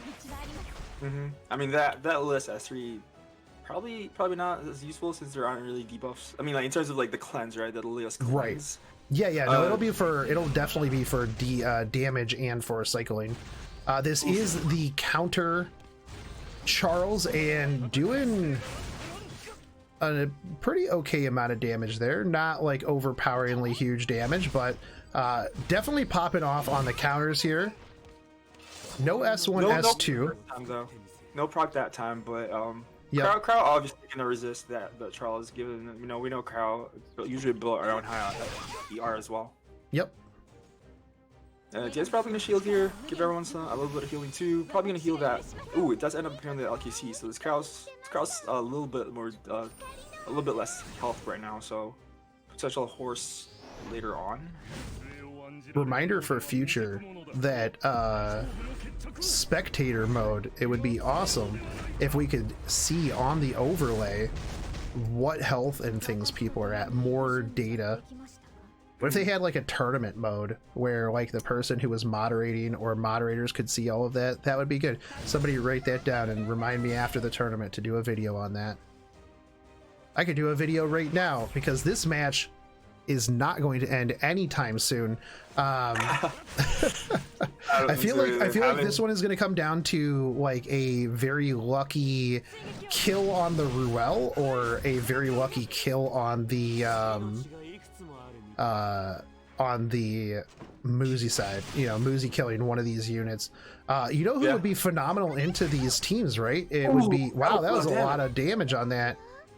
Okay, maybe that LQC is going to just do a ton of damage here, but I mean that wasn't enough damage. Please buff LQC S1. She needs a lot of help. Obviously, as you can see right there. But you know who would have been really good into this? A Landy. That's true.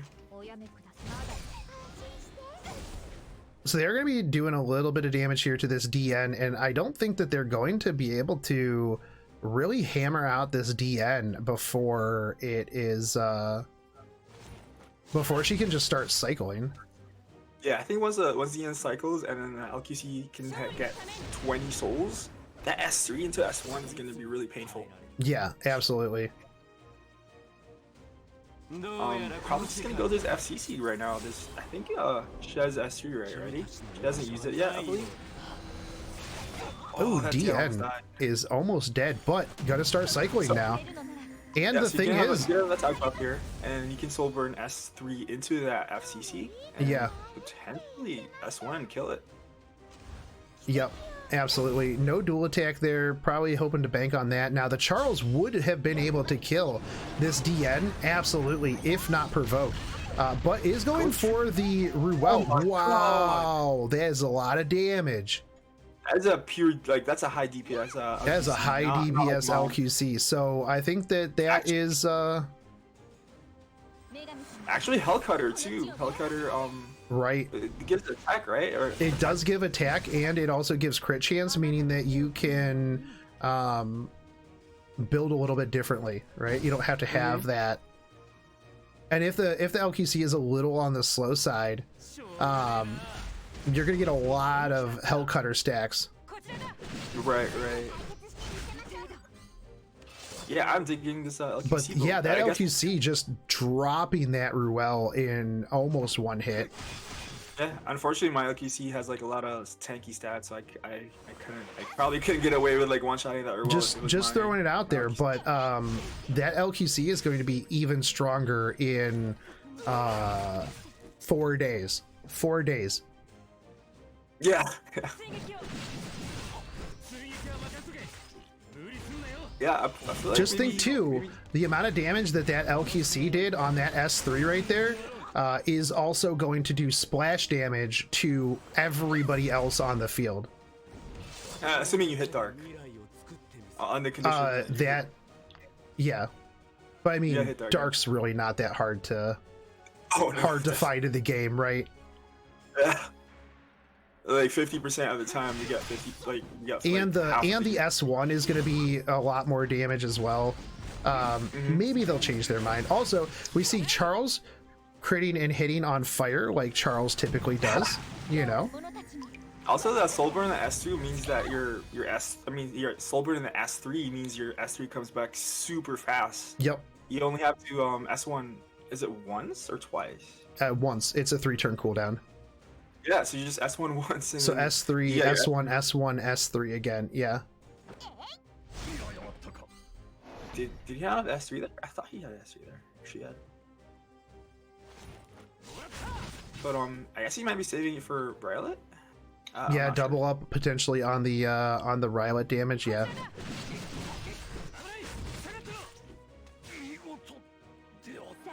And then, you know, at this point, you just Crow Horse S3 S1 your LQC, and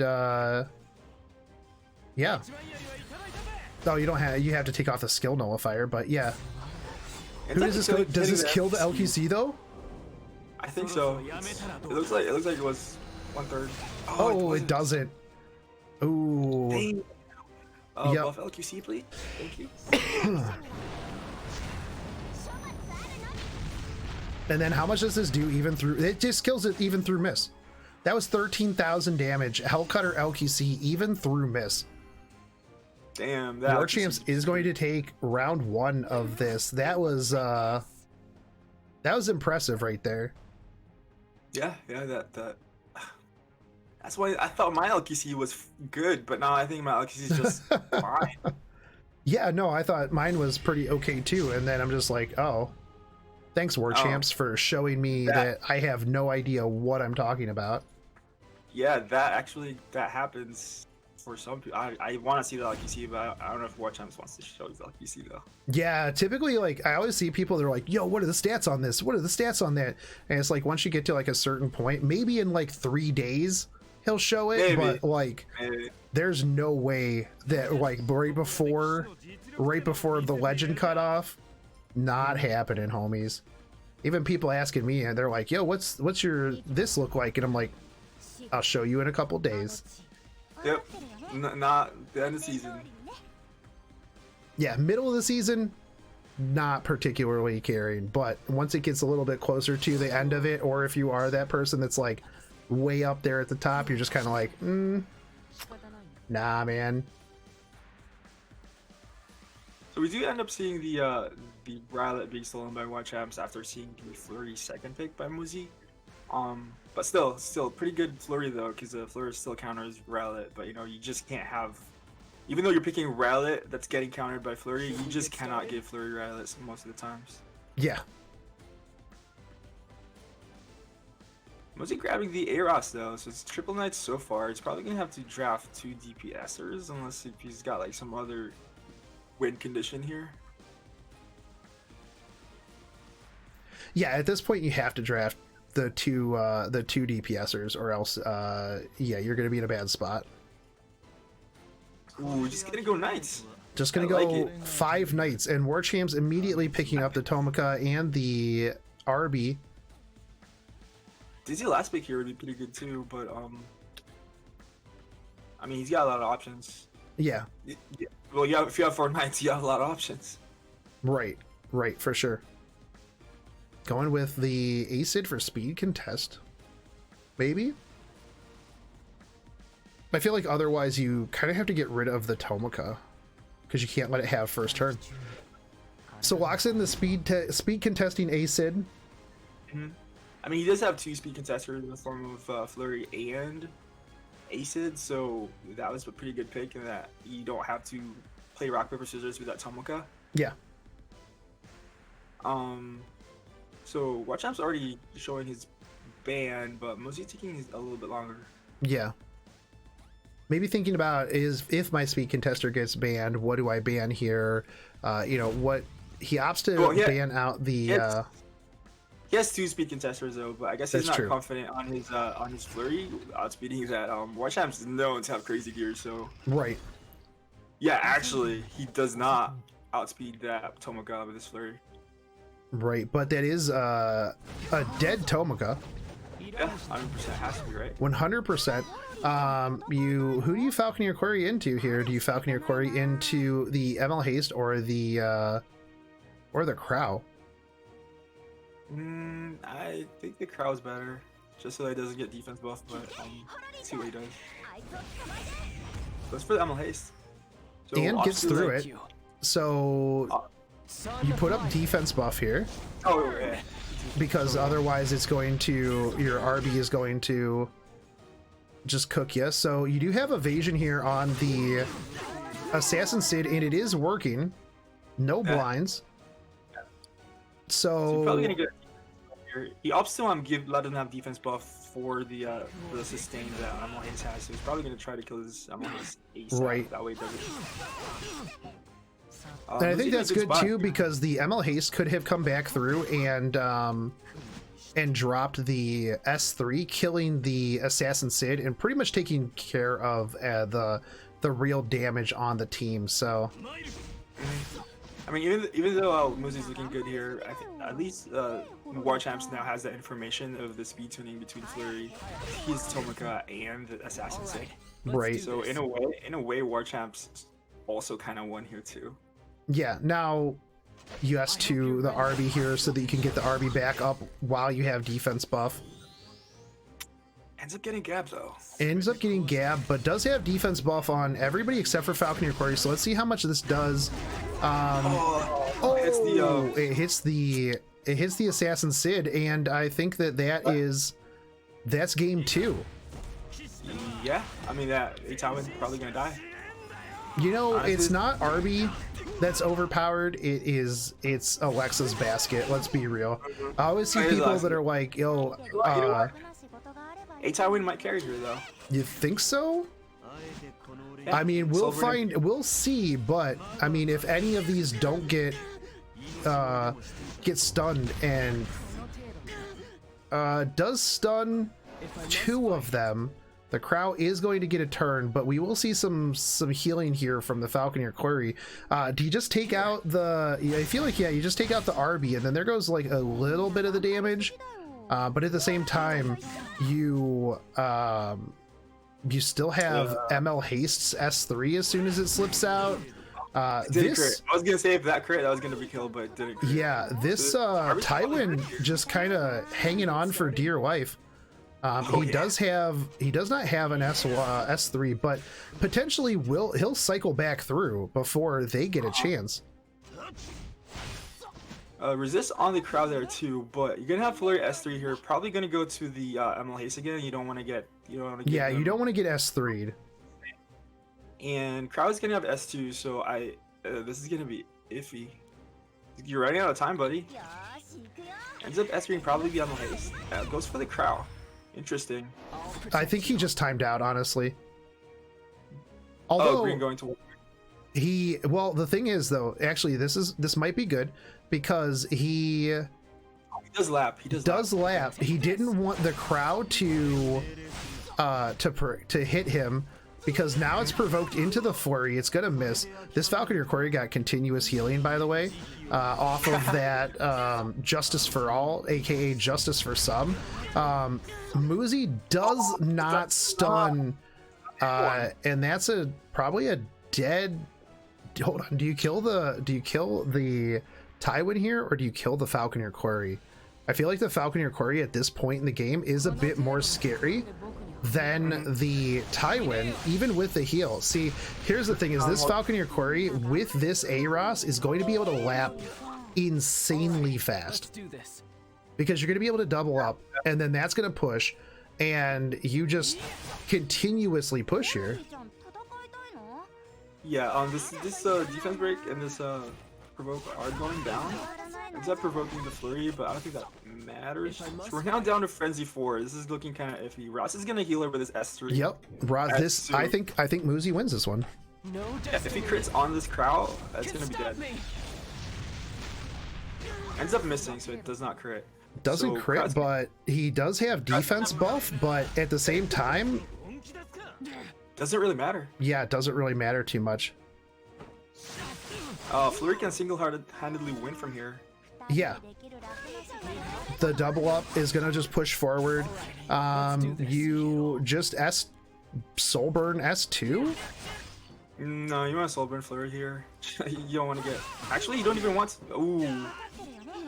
Do you wait? That's 2 turns on the. He has 2 turns on the S3. So do you wait or do you do it now? Because if you get resisted when he has, it is Idol's Cheer 2, which is tough because you're going to be pushing. So I think that is the play. You just wait until it's close because you'll lap here, so you attack. Okay, or he just goes here, just being safe, right? Yeah, it's a two turn taunt. So and he got speed from Justice for All. He wins. There's no way.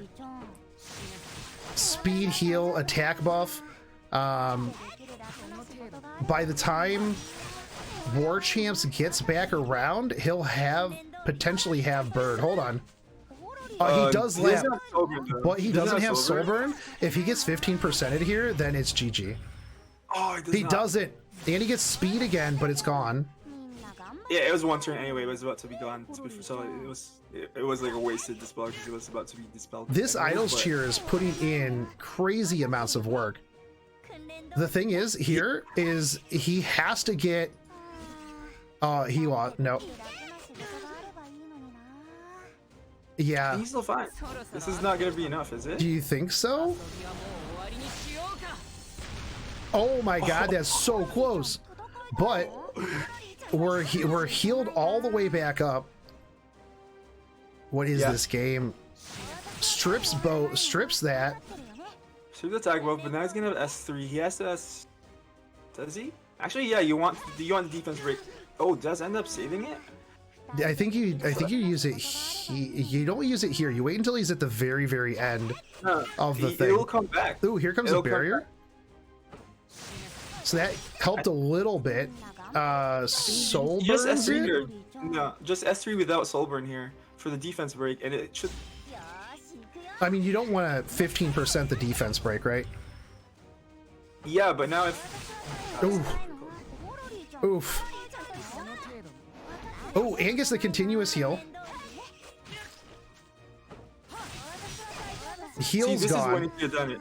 So if he did it earlier, he could have had it here, and he Yeah, could have soul burn. So that's why I was saying he should have done it before. He should just not soul burn into that one before, because you don't really care. You're just there for the defense break. Right, and right, then right. Soul burn it here. But that was a good game. That was a yeah. good game all That Idols cheer though was insane. So around. that's This 1v1 gave me enough time to finish my PhD. oh man, that was pretty solid. That was a good match right there. But this is the third match. If War Champs wins this one, Yeah. then yeah. But if not, then we're going into another game. Muzi has a 3-0 War Champs here. Reverse sweep on War Champs. Good luck, Reverse Muzi. sweep on War Champs. If that's the case, then I do believe that Muzi would be the angriest player. Yeah, you in- gotta be in the world. angrier than you've ever been angry before. Yeah, Muzi, this is it, man. You've gotta channel the anger. You have the backs of all of BR on you. They're all on your back. You're carrying all of them right now, Muzi. Show them Shogun, it's, the anger. It's It's Code's Code's birthday. as well. Hey, happy birthday, I Code. didn't- I didn't know you guys share the same birthday. Yeah, and Wait, we is have the it- same is it birthday my as Flash TV as well. Wait, is my birthday too?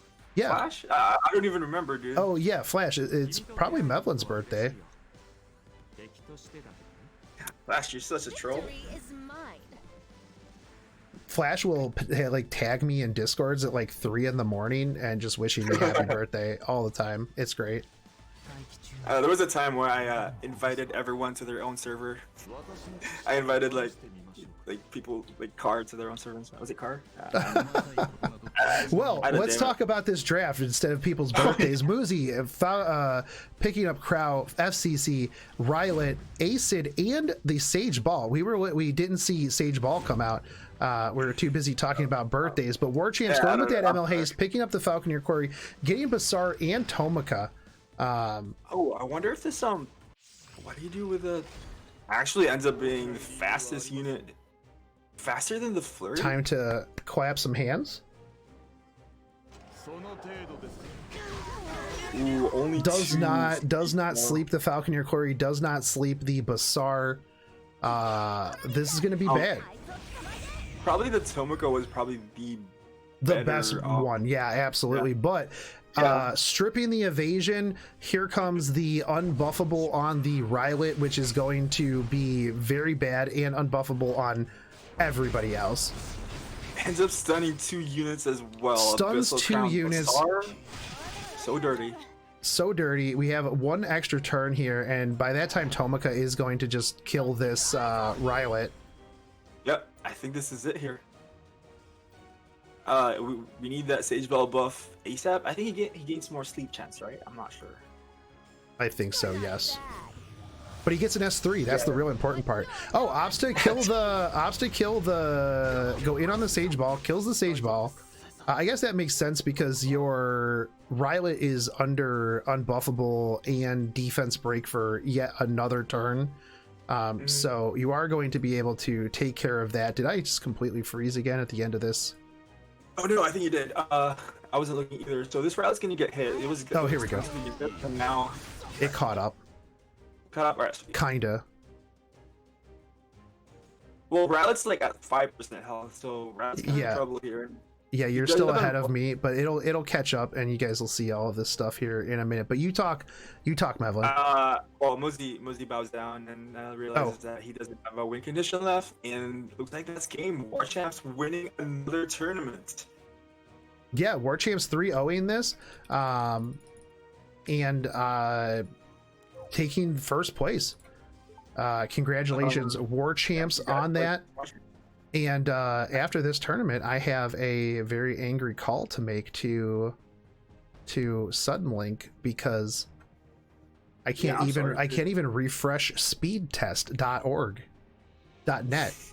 So there you go, guys. War Champs will be taking first place, but all 4 of these players will be moving on to the December $2,000 cup tournament. If you didn't make it into the top 4 in the previous main or the preliminaries, there's still a chance. There's still a chance, because once the end of the season happens, we will be taking a screenshot and we will be contacting people from the number 1 down to see if they're interested in taking place. Obviously, the higher you are, the better chance that you have. So if you are still looking for a spot, make sure that you are at least in top 50, because there are a couple people that will be up there that are already in the tournament, so that'll take out a couple spots. And there's going to be people that I obviously can't get a hold of because, well, I don't speak Korean and I don't know how to get a hold of them most of the time. But regardless, how does the placing here affect the main tournament? It is based on seeding where they are. So yes, that will affect the main tournament also, so that you can flex that you took first place in the placement tournament. So there is that. But Muzi, Denton, Liminal, and War Champs will be having their spots in the main tournament. We also have Booty Pop, Kaon, Shiok, Sui. I forget some of the other ones. It's been so many rounds. Careless, Panshu, no, Panshu got knocked out. It was Washable. Platypi is going to be in that one. And I know I'm missing some people, but all that information will be coming out this week for the winners. And then we will also make sure that we are doing the very big like breakdowns of the players like we did for the last major. So be sure to look for a lot of videos going over the players, like what they draft, like what type of stuff they are. I'm going to try to get some interviews and stuff with some of them. But yeah, anyways, did I manage to invite the Elfelt guy? I have actually reached out to the Elfelt guy, but Elfelt guy is typically very, very busy from what I understand. So rip, dude. Busy. He's always playing in the ladder. Yeah, well, that's what they said when I had somebody get a hold of him, because he doesn't exist on Discord apparently. But regardless, I'm going to end the video for YouTube. If you guys are on YouTube watching this, Mevlin's information will be down below. As always, thank you, Mevlin, for co-casting with me. Thank you guys to all the people who came out, all the winners. We did have 64 people in this time around, meaning that the test that we did for the stress test of 64 people with the refs worked out very, very well, meaning that after the December one, the January invitational tournament will not have a cap. So typically it was 32. This time we extended it to 64. Unfortunately, some people did have to sit out. The next time around, we realistically don't have a cap. So if 400 people want to join, well, I'm going to have to start paying my refs. Yeah, regardless, there will be more information for that. The December tournament will be starting on December, let me pull up my calendar, December 18th through the 20th. So make sure that you guys are here, and that one is going to be really big. Like I said before, $2,000. Wall Lunar, the information will be up for the January one after the December one.